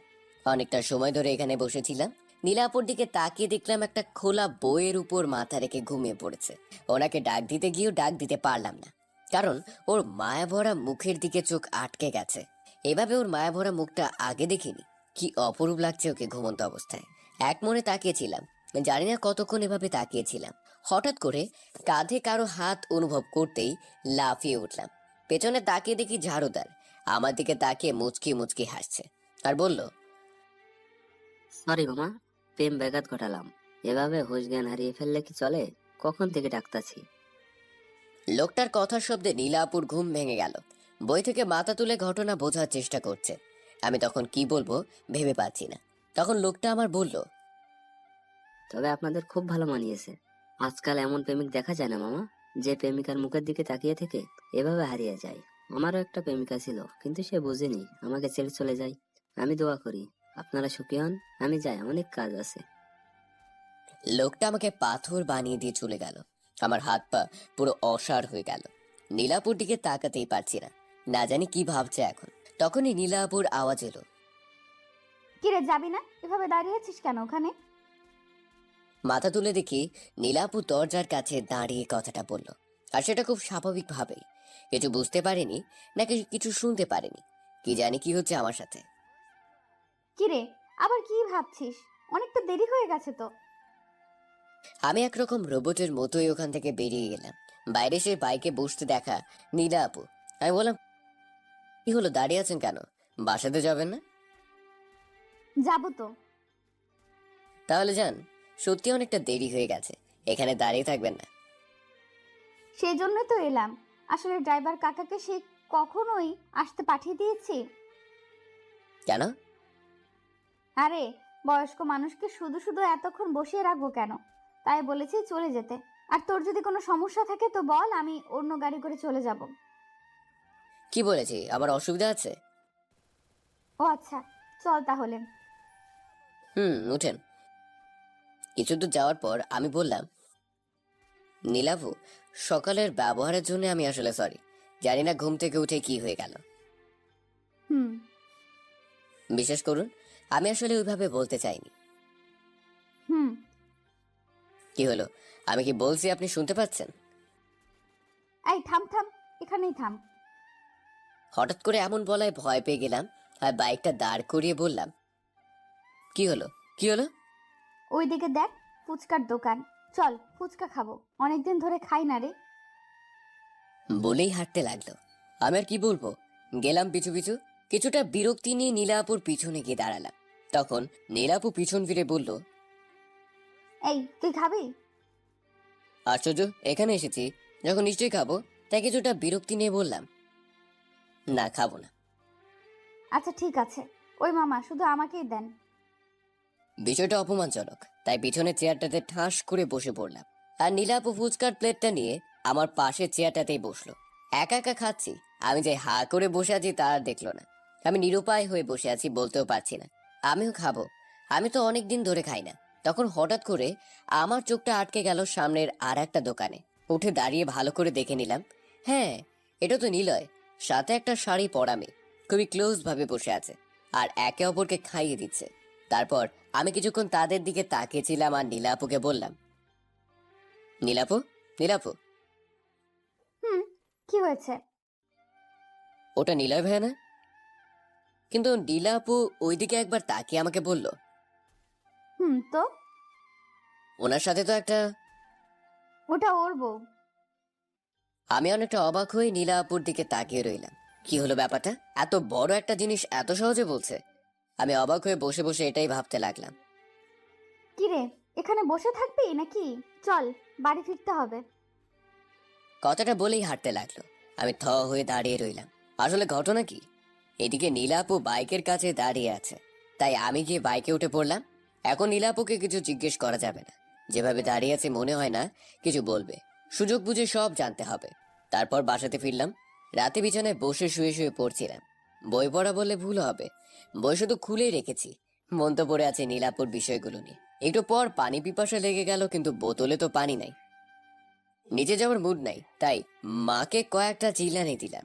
তারপর বউয়ের দিকে মনোনিবেশ করার চেষ্টা করলাম। অনেকটা সময় হয়ে গেল কিন্তু মা আসছে না, তাই আবারও চিল্লানি দেওয়ার জন্য হা করলাম। কিন্তু তার আগেই নীলা আপু এসে দাঁড়িয়ে আছে। রুমে ঢুকলো কখন টের তো পেলাম না। কিরে, এইভাবে গরুর মতো চিল্লাচ্ছিস কেন? আমার কাজ ছিল তাই আম্মুকে ডাকছিলাম, কিন্তু আপনাকে তো ডাকিনি। আপনি আসলেন যে? কাকিমা রান্না করতেছে, কি বলার আছে আমাকে বল। ওই মানে, আসলে খাওয়ার পানি শেষ হয়ে গেছে তাই জন্য ডাকছিলাম। কি, এই সাধারণ একটা কাজের জন্য তুই কাকিমাকে এইভাবে ডাকছিলি? নিজে গিয়েই তো আনতে পারিস। তো কি হয়েছে? আমার তো নিচে যেতে ইচ্ছে করছিল না, তাই মাকে ডাকছিলাম। আর আপনার যদি অসুবিধা হয় তো আপনাকে এনে দিতে হবে না। আম্মু, ওই চুপ, বোতল দে। এই যে এখানে আছে। তারপর বোতল সেটা নিয়ে চলে গেল। একটু পর আবার আসলো নীলা আপু। এই নে তোর পানির বোতল। তখন আমি বই থেকে মুখ তুলে দেখি নীলা আপু আমার দিকেই তাকিয়ে আছে। আমি বললাম, কিছু কি বলবেন? না, পরক্ষণে আবার নীলা আপু বলে উঠল, অ্যাটলিস্ট একটা ধন্যবাদ তো দিতে পারতিস নাকি? কেন? কেন মানে, আমি এত কষ্ট করে পানি এনে দিলাম, একটা ধন্যবাদ তো দেওয়া উচিত, তাই না? ও, ধন্যবাদ। তারপর আমি আবারও বইয়ের দিকে চোখ দিলাম। তখন নীলা আপু আবারও বলে উঠল, আচ্ছা, কি পড়ছিস? বই। সেটা তো আমিও দেখতে পাচ্ছি। তাহলে জিজ্ঞেস করছেন কেন? আজব তো, এভাবে কথা বলছিস কেন? আমি আবার কিভাবে কথা বললাম? ধুর। বিরক্তি নিয়ে রুম থেকে চলে গেল। আমি বসে বসে মুচকি মুচকি হাসতে লাগলাম। হ্যাঁ, যাক, প্রতিশোধ ঠিকঠাক ভাবে নেওয়া গেছে। এখন বুঝবে ফুচকার দোকানে আমার কেমন লাগছিল। কেন জানি না, খুব মজা লাগছে। আর নিজেকে ধরে রাখতে পারলাম না। বিছানার উপর উঠে নাচানাচি শুরু করে দিলাম। হঠাৎ করে দরজার দিকে চোখ পড়তেই কাঠ হয়ে গেলাম। নীলাপু অবাক হয়ে চোখ বড় করে আমার দিকে তাকিয়ে আছে। নীলা আবার এখানে কি করতে এলো? আমি আবার বিছানার উপর চুপ করে বসে পড়লাম। তার বইটা হাতে নিয়ে ওটাতেই মুখ গুজলাম। গাটা একটু কাত করে দেখলাম নীলা আপু একদম বিছানার ধারে এসে দাঁড়িয়ে আছে। তাকে দেখি মুখে আবার মুচকি হাসি। যেটা ভয় ছিল ঠিক সেটাই হলো। নীলা আপু আমাকে জিজ্ঞেস করলো, লাবিব, তুই এতক্ষণ কি করছিলি রে? কই না তো, কিছু না। আচ্ছা, তাই? আপনি আবার এখানে কি করতে আসছেন? তোর মা পাঠালো, নিচে গিয়ে খাবার খেতে বলেছেন। নাকি খাবারটা উপরে এনে দিয়ে যাব? না, থাক, আমি নিচে গিয়ে খাবো। আপনি যান, আমি আসছি। ঠিক আছে, আয় তাহলে। আর শোন, নেক্সট টাইম দরজাটা লাগিয়ে নিস, কেন? কারণ এরকম নাচ দেখে মানুষ হার্ট অ্যাটাক করতে পারে। কথাটা বলে উচ্চস্বরে হাসতে হাসতে চলে গেল। আমাকে এরকম একটা অপমান করবে ভাবতেই পারিনি। কিন্তু এরকম হৃদয় কাড়া হাসি শুনে কেউ আর রাগ করে থাকতে পারে না, কেউই না। যাই হোক, আমি খাবার টেবিলে আসতেই দেখি নীলা আপু খাবার টেবিল ছেড়ে উঠে যাচ্ছে। আর বাকিরা সবাই অট্টহাসি দিতে ব্যস্ত। অতঃপর এখানে কি হচ্ছে বোঝার চেষ্টা করলাম, কিন্তু কিছু বুঝতে না পেরে টেবিলে গিয়ে বললাম, জেঠিমা, বাবাকে খাবার দিতেই দাদু জিজ্ঞেস করলো, তা দাদু ভাই, তোমার পরীক্ষা যেন কবে থেকে? এই তো পরের সোমবারে। ও, তাহলে তো আর কয়েকটা দিন মাত্র। তো প্রস্তুতি কেমন? জি, মোটামুটি ভালোই। তা পরীক্ষা শেষ হবে কবে? কোনো রকম সমস্যা না হলে মোটামুটি 15 দিন।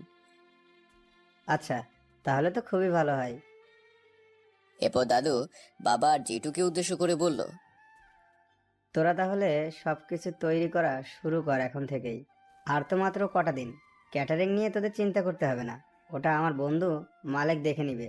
ওর অনেক ভালো জানাশোনা লোক আছে। তোরা বরং অন্যান্য দিকটা দেখ, আমি নেমন্তন্নের দিকটা দেখছি। বাবা আর জেঠু মাথা ঝাঁকালো। আমি অবাক হয়ে দাদুকে জিজ্ঞেস করলাম, বাসাতে কি কোনো অনুষ্ঠান আছে দাদু? আছে তো। কিন্তু কিসের অনুষ্ঠান?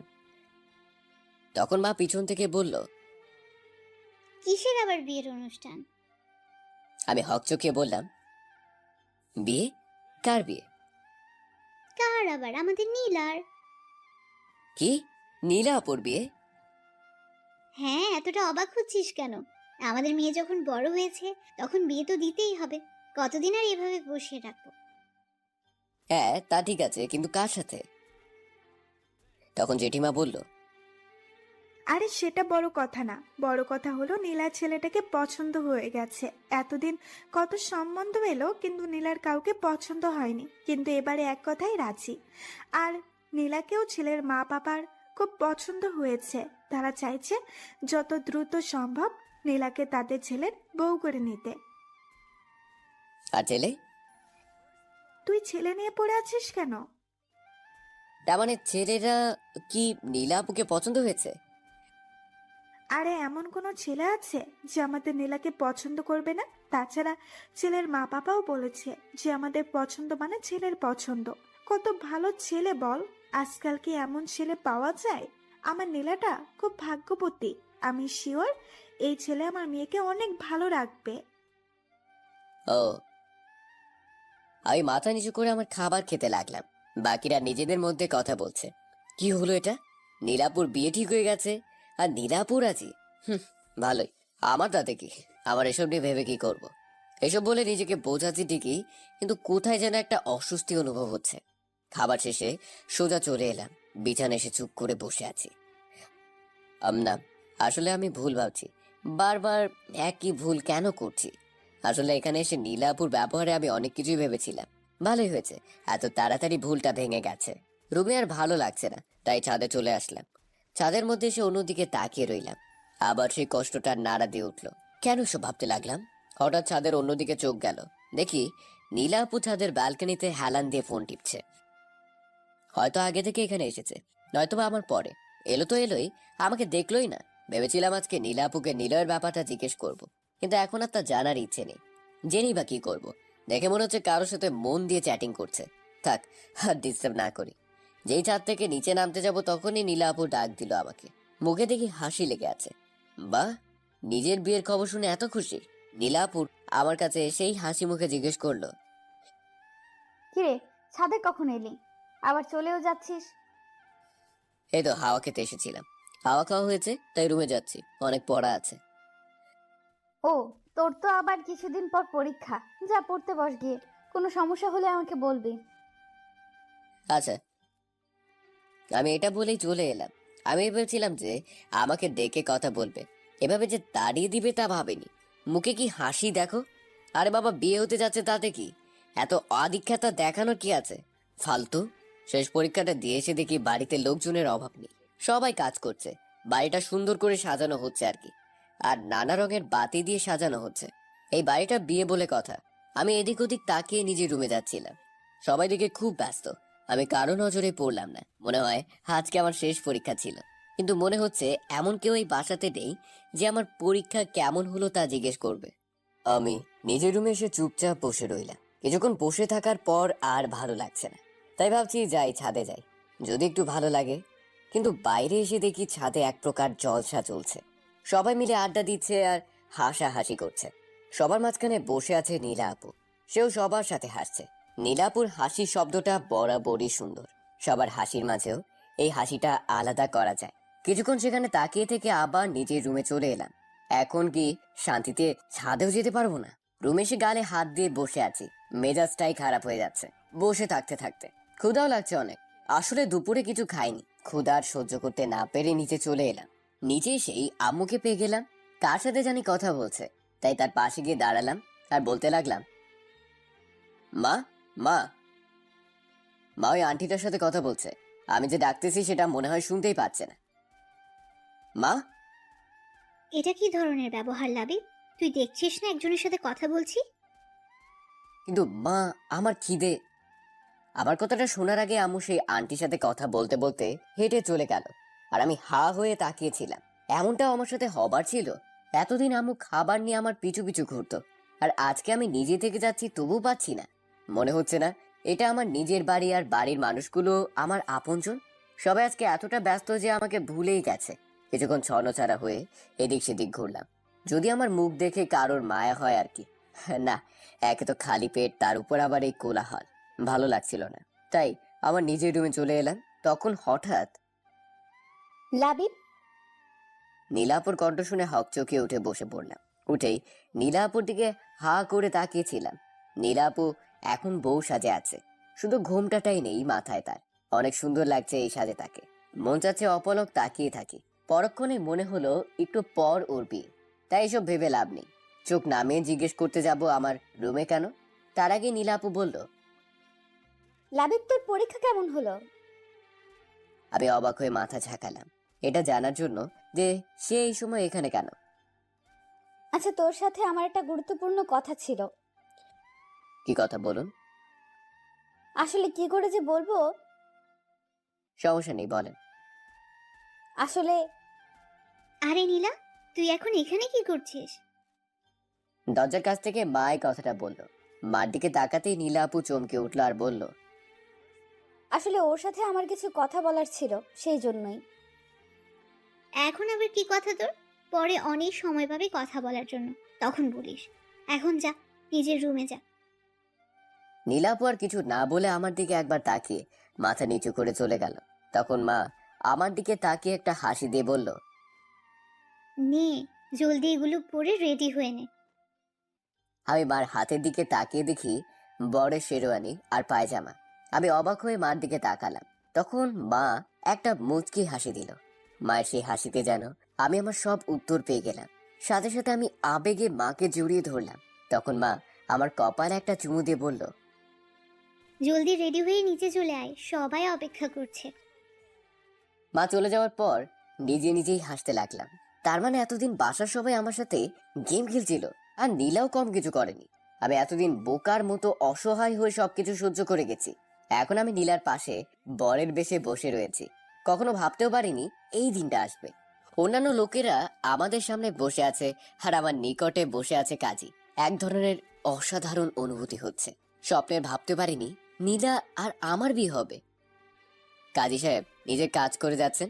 অবশেষে বিয়ের কাজটা ঠিকভাবে সম্পন্ন হলো। সবাই নীলাকে ঘরে নিয়ে যায়। একটু পর দাদু কাছে এলো আমার, আর নানা কথা বলতে লাগলো। আমি শুনেই যাচ্ছি। কিছুক্ষণ পর বিরক্ত হয়ে গেলাম। বুড়ো কথা বলছে তো বলেই যাচ্ছে। অবশেষে বুড়োর কথা থেমেছে। রাত 12টা বাজে। আমি দৌড়ে নীলার ঘরের সামনে গেলাম। মানে এটাই এখন আমাদের বাসর ঘর। আমি দরজার সামনে এসেই কয়েকটা বড় বড় নিঃশ্বাস ছাড়লাম। কয়েক সেকেন্ডেই যেন হার্টবিট ডাবল হয়ে গেছে। বুকটা ধরপর করছে। যাই হোক, সাহস করে দরজা খুলতে গেলাম। কি, দরজা তো খুলছে না। মনে হয় ভিতর থেকে লক করা। কিন্তু বাসর ঘরে তো বরের ঢোকার আগে দরজা লক হয় না। আবার চেষ্টা করলাম, কিন্তু দরজা খুলছে না। তাই বাধ্য হয়ে দরজায় টোকা দিলাম। বেশ কিছুক্ষণ অপেক্ষা করার পর দরজাটা খুলে গেল। দরজা একটু ফাঁক হতেই আমি ভিতরে ঢুকে পড়লাম। গিয়েই হা করে দাঁড়িয়ে রইলাম। আমার বউ গেল কই? না মানে বউ আছে, কিন্তু বউ আর বউ নেই। আমাকে এভাবে তাকিয়ে থাকতে দেখে সামনে দাঁড়িয়ে থাকা নীলা বলল, কিরে, এভাবে তাকিয়ে আছিস কেন? কি হয়েছে? তোমার বউয়ের সাজ কোথায়? ও আসলে ভীষণ অস্বস্তি হচ্ছিল, তাই খুলে ফেলেছি। তুই তো জানিস আমি এসবে কমফোর্টেবল না। ও আচ্ছা, আর একটু অপেক্ষা করলে কি হতো? অন্তত আমার জন্য একটু সহ্য করতেন। নীলার কিছু না বলে ঘুরে বিছানায় গিয়ে বসে পড়লো। দুজনে চুপচাপ বসে রয়েছি, কেউ কিছু বলছি না। নীলাকে দেখে খুব চিন্তিত মনে হচ্ছে, তাই আমি জিজ্ঞেস করলাম, কি হয়েছে? তোমাকে এমন দেখাচ্ছে কেন? কোনো সমস্যা? নীলা না সূচক মাথা নাড়িয়ে চুপ করে বসে আছে, আর কিছু একটা ভাবছে মনে মনে। আমি ওর দিকে ঘেঁষে বসে ওর হাতটা ধরলাম। নীলা আমাকে অবাক করে দিয়ে হাতটা ছাড়িয়ে নিয়ে উঠে দাঁড়ালো, আর এক নাগাড়ে বলতে লাগলো, সরি লাবিব, আমাদের মাঝে কিছু হওয়া সম্ভব না। আমি তোকে স্বামী হিসেবে মেনে নিতে পারবো না। মানে কি? আমি কথাটা শুনে দাঁড়িয়ে পড়লাম। নীলা অন্যদিকে মুখ করে দাঁড়িয়ে আছে। আমি অবাক হয়ে, কি বলছো এসব? I am sorry Labib, but তোকে স্বামী হিসেবে মেনে নেওয়া আমার পক্ষে সম্ভব না। তুমি আমার সাথে মজা করছো নাকি? এটা কি কোনো মজা করার সময়? আমি কোনো মজা করছি না, আমি সিরিয়াস। কথাটা বলে নীলা আমার দিকে ঘুরে তাকালো। ওর চোখে জল ছলছল করছে। ওকে দেখে মনে হচ্ছে ও সিরিয়াস, কিন্তু কেন? এত সবকিছু হয়ে যাবার পর এমনটা কেন? আমি যতটা জানি, নীলার এই বিয়েতে যথেষ্ট সম্মতি ছিল, যার কারণে আজকে আমাদের বিয়ে হয়েছে। দেখো, আমি সত্যি বুঝতে পারছি তুমি কি বলছো, কিন্তু এখন এসব বলার মানে কি? আর কেন বা বলছো? আমি সরি লাবিব। আর কাঁদছো কেন? বিশ্বাস কর, আমি তোকে কষ্ট দিতে চাইনি, আর ঠকাতেও চাইনি। আমি অনেক চেষ্টা করেছিলাম। মানে কি? কি হয়েছে একটু বলবে? আর এই কান্নাকাটি বন্ধ করো। আমি সরি। বুঝতে পারছি না আমি কি করব। এখন তো আমার কাঁদা উচিত, কিন্তু এ কেন কাঁদছে? তখন নীলা চোখ মুছতে মুছতে বলল, তোর মনে আছে বিয়ে হওয়ার আগে তোর রুমে গিয়েছিলাম? আছে। তুমি কিছু একটা বলতে চাইছিলে, কিন্তু আম্মু আশায় আর বলতে পারোনি। হ্যাঁ, আসলে নিলয়। কি আবার ওই নিলয়? এখানে আবার নিলয় কোথা থেকে আসলো? নিলয় এখন হসপিটালে আছে। ও, খুবই দুঃখজনক। কিন্তু হসপিটালে থাকার সাথে আমাকে না মেনে নেওয়ার কি কারণ? কারণ আছে। কি কারণ? আজকে ও শুধু হসপিটালে আমার কারণেই আছে। আমার কারণেই ওর অ্যাক্সিডেন্ট হয়েছে। তোমার কারণে মানে? নিলয় আমাকে এখন ভালোবাসে, আরও চায়নি আমি বিয়ে করি, কিন্তু এক মিনিট, কিসের ভালোবাসা? নিলয় কে হয় তোমার? বিয়ে নিয়ে কথা বলার? ও নিজেই তো বিবাহিত। না, নিলয় বিয়ে করেনি। বিয়ে করেনি মানে? তুমি তো বলেছিলে ও বিয়ে করেছে। আর বিয়ে যদি না করে থাকে, তাহলে ওই মেয়েটা কে ছিল? আসলে ব্যাপারটা একটু জটিল। নিলয়ের একটা যমজ ভাই আছে, যার নাম নীল। আমিও সেটা জানতাম। কিছুদিন আগে নিলয় জানিয়েছিল, কিন্তু আমি বিশ্বাস করিনি। বিশ্বাস করলে হয়তো আজকে এত কিছু হতো না। কথাটা বলেই আবার কান্না শুরু করলো। আবার নীলের যমজ ভাইয়ের কথা শুনে কেমন যেন জট বেঁধে গেল। তখনই আমি বললাম, তার মানে তুমি বলতে চাচ্ছ ওই মেয়েটা নীলের বউ আর নিলয়ের ভাবি? হুম, আমি প্রথমে নিলয় আর ওর ভাবিকে একটা রেস্টুরেন্টে দেখেছিলাম। নিলয়ের সাথে অন্য মেয়েকে দেখে আমার রাগ উঠে যায়। তাই আমি ওদের সামনে যাই আর জিজ্ঞেস করি যে এই মেয়েটাকে। তখন নিলয় কোনো উত্তর দেয়নি। তখন ওর সাথে থাকা মেয়েটা মানে ভাবি বলেছিল নিলয় নাকি ওর স্বামী। কিছুদিন আগেই ওদের বিয়ে হয়েছে। নিলয়ের বিয়ের কথাটা যেন আমার বিশ্বাসই হচ্ছিল না। আমি বারবার নিলয়কে জিজ্ঞেস করার পরও কোনো উত্তর দিচ্ছিল না। তাই আমি ধরেই নিয়েছিলাম যে নিলয় আমাকে ঠকিয়ে বিয়ে করে নিয়েছে, যার কারণে আমি ওর সাথে সব যোগাযোগ বন্ধ করে দেই। ও আমার সাথে দেখা করার অনেক চেষ্টা করেছিল। ওর প্রতি এত ঘৃণা সৃষ্টি হয়েছিল যে আমি দেখা করিনি। তাহলে কি করে জানলে ওটা ওর ভাবি ছিল? আর যদি ওর ভাবি ছিল, তাহলে তাকে কেন স্বামী ভাবতো? নিশ্চয়ই মেয়েটা জানতো তারা জমজ ছিল। বলছি, কালকে কিছু জিনিস কেনার জন্য শপিং মলে যাই। এখানেই নিলয়ের মুখোমুখি হই, তাই বাধ্য হয়েই ওর কথা আমাকে শুনতে হয়েছিল। আসলে নিলয়ের ভাই নিলয় বাইরে থেকে লেখাপড়া করেছে। ওখানে থাকতেই নাকি ওর ভাইয়ের একটা মেয়ের সাথে রিলেশন হয়। দেশে আসার পরেই ওদের বিয়ে হয়, কিন্তু বিয়ের কয়েকদিন পর নাকি নীল মারা যায়। আর ওই মেয়ে নীলের মৃত্যুতে মেন্টালি ডিসেবল হয়ে পড়ে, আর নিলয়কে তার স্বামী ভাবতে শুরু করে দেয়। ডাক্তারের কথা অনুসারে নিলয় নীল হিসেবে অভিনয় করে যাচ্ছে ওর ভাবিকে সুস্থ করতে। ওই দিন আমি নিলয়ের কোনো কথাই বিশ্বাস করিনি, কারণ নিলয় আমাকে কখনো ওর যমজ ভাইয়ের কথা বলেনি। আসার সময় ওকে আমি আমার বিয়ের কথা বলে দিয়েছিলাম, আর আমাকে ডিস্টার্ব করতে বারণ করেছি। আর আজকে অন্য একটা নাম্বার থেকে নিলয় আমাকে ফোন দেয়। আমাকে অনেক বোঝানোর চেষ্টা করে, কিন্তু আমি ফোন রেখে দেই। তারপর আমার ফোনে অনেকগুলো ছবি আসে নিলয়ের নাম্বার থেকে। এই দেখ। বলেই নীলা আমার দিকে ফোনটা এগিয়ে দিল। ছবিগুলো দেখে বুঝলাম এগুলো নীলের বিয়ের ছবি। সেখানে নীল আর নিলয় দুজনই আছে। ছবিগুলো দেখে আমি নীলাকে বললাম, যখন জেনে গেছিলে নিলয় তোমাকে ঠকায়নি, তাহলে আমাকে বিয়ে করলে কেন? না করে দিলে তো সব শেষ হয়ে যেত। আর তুমি এখন বলছো। আমি কি করব ঠিক বুঝতে পারছিলাম না তো। এত কম সময়ের মধ্যে এত কিছু হয়ে গেল যে আমি আমি তো এটা তোকে জানাতেই তখন তোর রুমে গিয়েছিলাম, আর বলে উঠতে পারিনি, আর অন্য কাউকে বলার সাহস পাচ্ছিলাম না। ওয়াও। আমি সরি লাবিব, আমাকে ক্ষমা করে দে। এইটুকু বলেই আবার কাঁদতে লাগলো। আর আমি চুপ করে বসে রইলাম। হাসি পাচ্ছে খুব আমার। ও আমার ভাগ্যের উপর কি ভুল করেছিলাম যে আমাকে তার মাসুল দিতে হচ্ছে? হয়তো নীলাকে ভালোবাসাটাই আমার সব থেকে বড় ভুল ছিল। আমার না খুব ভয় করছে, নিলয়ের না কিছু। নীলার কথাটা শুনে রাগ উঠে গেল। যদিও সে কেঁদে কেঁদে কথা বলছে, কথা শুনে মনে হচ্ছে সব খাবার ওর আর নিলয়েরই হয়েছে, আর আমার সাথে কিচ্ছুই হয়নি। আমার জীবনটা শেষ করে দিল এই মেয়েটা, আর এখন বসে বসে অন্যের জন্য কান্না করছে। হঠাৎ করেই নীলার ফোনটা বেজে উঠলো। তারপর নীলা ফোনটা রিসিভ করলো। আমি যেটুকু বুঝলাম, নীলা এখন আউট অফ ডেঞ্জার। নীলাকে এখন দেখে মনে হচ্ছে ও অনেকটাই নিশ্চিন্ত। হাসি মুখে চোখের পানি মুছতে মুছতে ওয়াশরুমে চলে গেল। আর আমি নিজের জায়গাতেই বসে রইলাম। আমার মনের ভিতর যে কি ঝড় বইছে তা আমি বলে বোঝাতে পারবো না। কিছুক্ষণ পর নীলা বেরিয়ে এসে আর জিজ্ঞেস করলো, লাবিব, তুই ঠিক আছিস? কিরকম হাস্যকর একটা প্রশ্ন। আমার সাথে এত কিছু করে এখন বলছে আমি ঠিক আছি কিনা। আমি ঠিক আছি। আমার আবার কি হবে? তাহলে তোকে এমন দেখাচ্ছে কেন? আমি কিছু না বলেই দরজার দিকে পা বাড়ালাম। পেছন থেকে নীলা বলে উঠলো, কোথায় যাচ্ছিস তুই? আমার খুব ঘুম পাচ্ছে, তাই ঘুমাতে যাচ্ছি। তাহলে ওইদিকে কোথায় যাচ্ছিস? কই ঘুমাবি তুই? আমার রুমে। কেন? কেন আবার?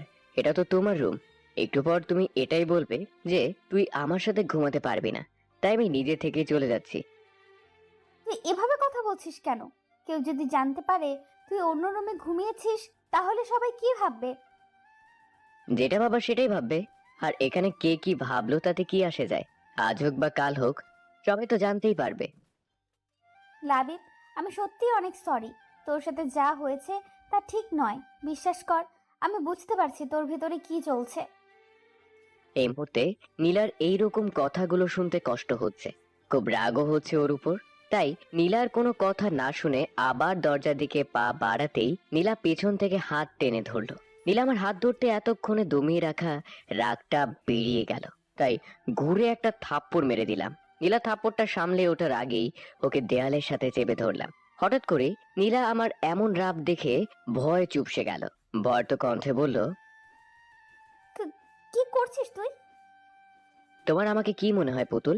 যখন যা ইচ্ছে তখন আমার সাথে তাই করবা, আর আমি সবকিছু চুপচাপ মেনে নিব?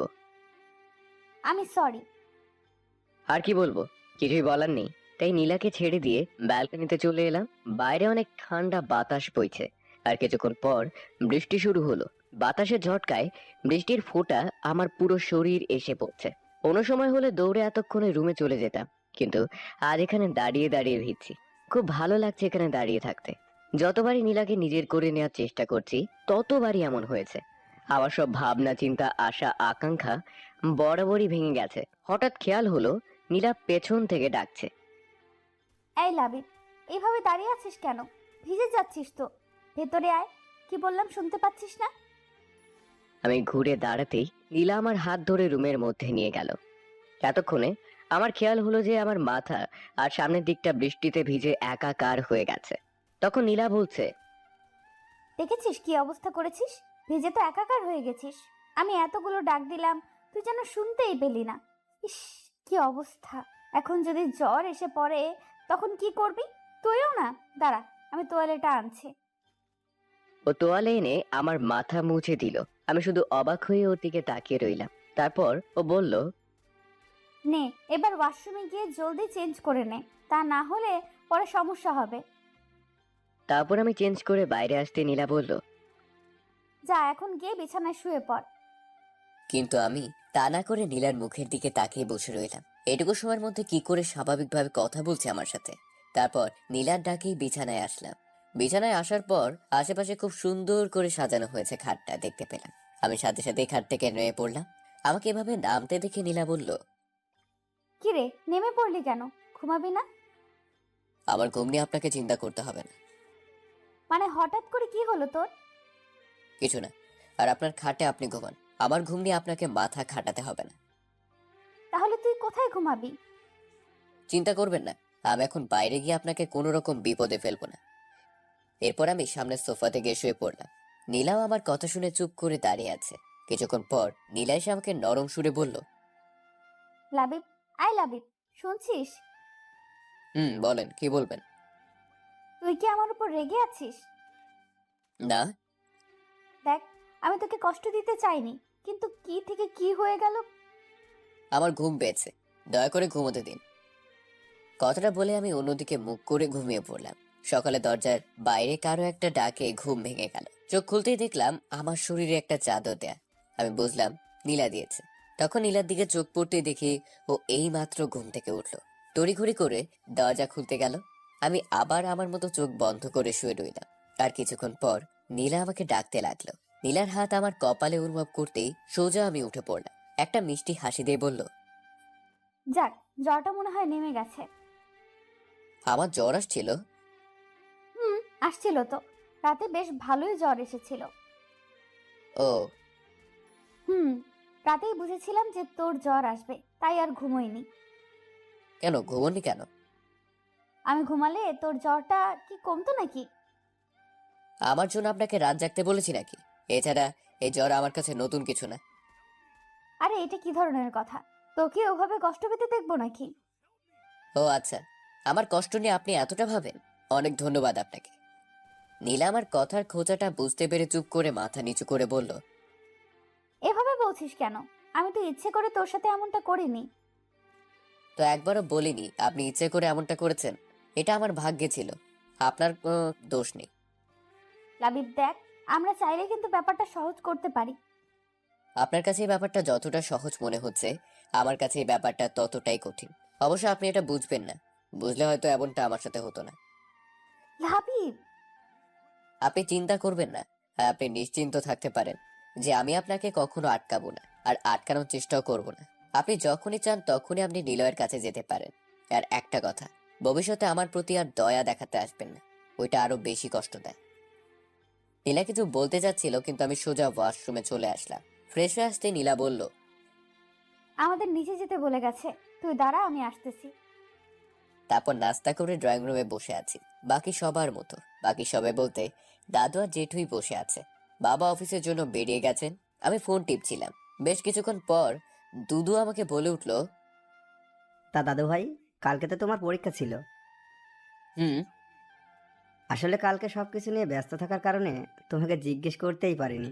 তা কেমন হয়েছে পরীক্ষা? ভালোই। দাদু ভাইয়ের মনটা খারাপ নাকি? কেমন জানি মন মরা লাগছে, আর কথাও ঠিকভাবে বলছো না।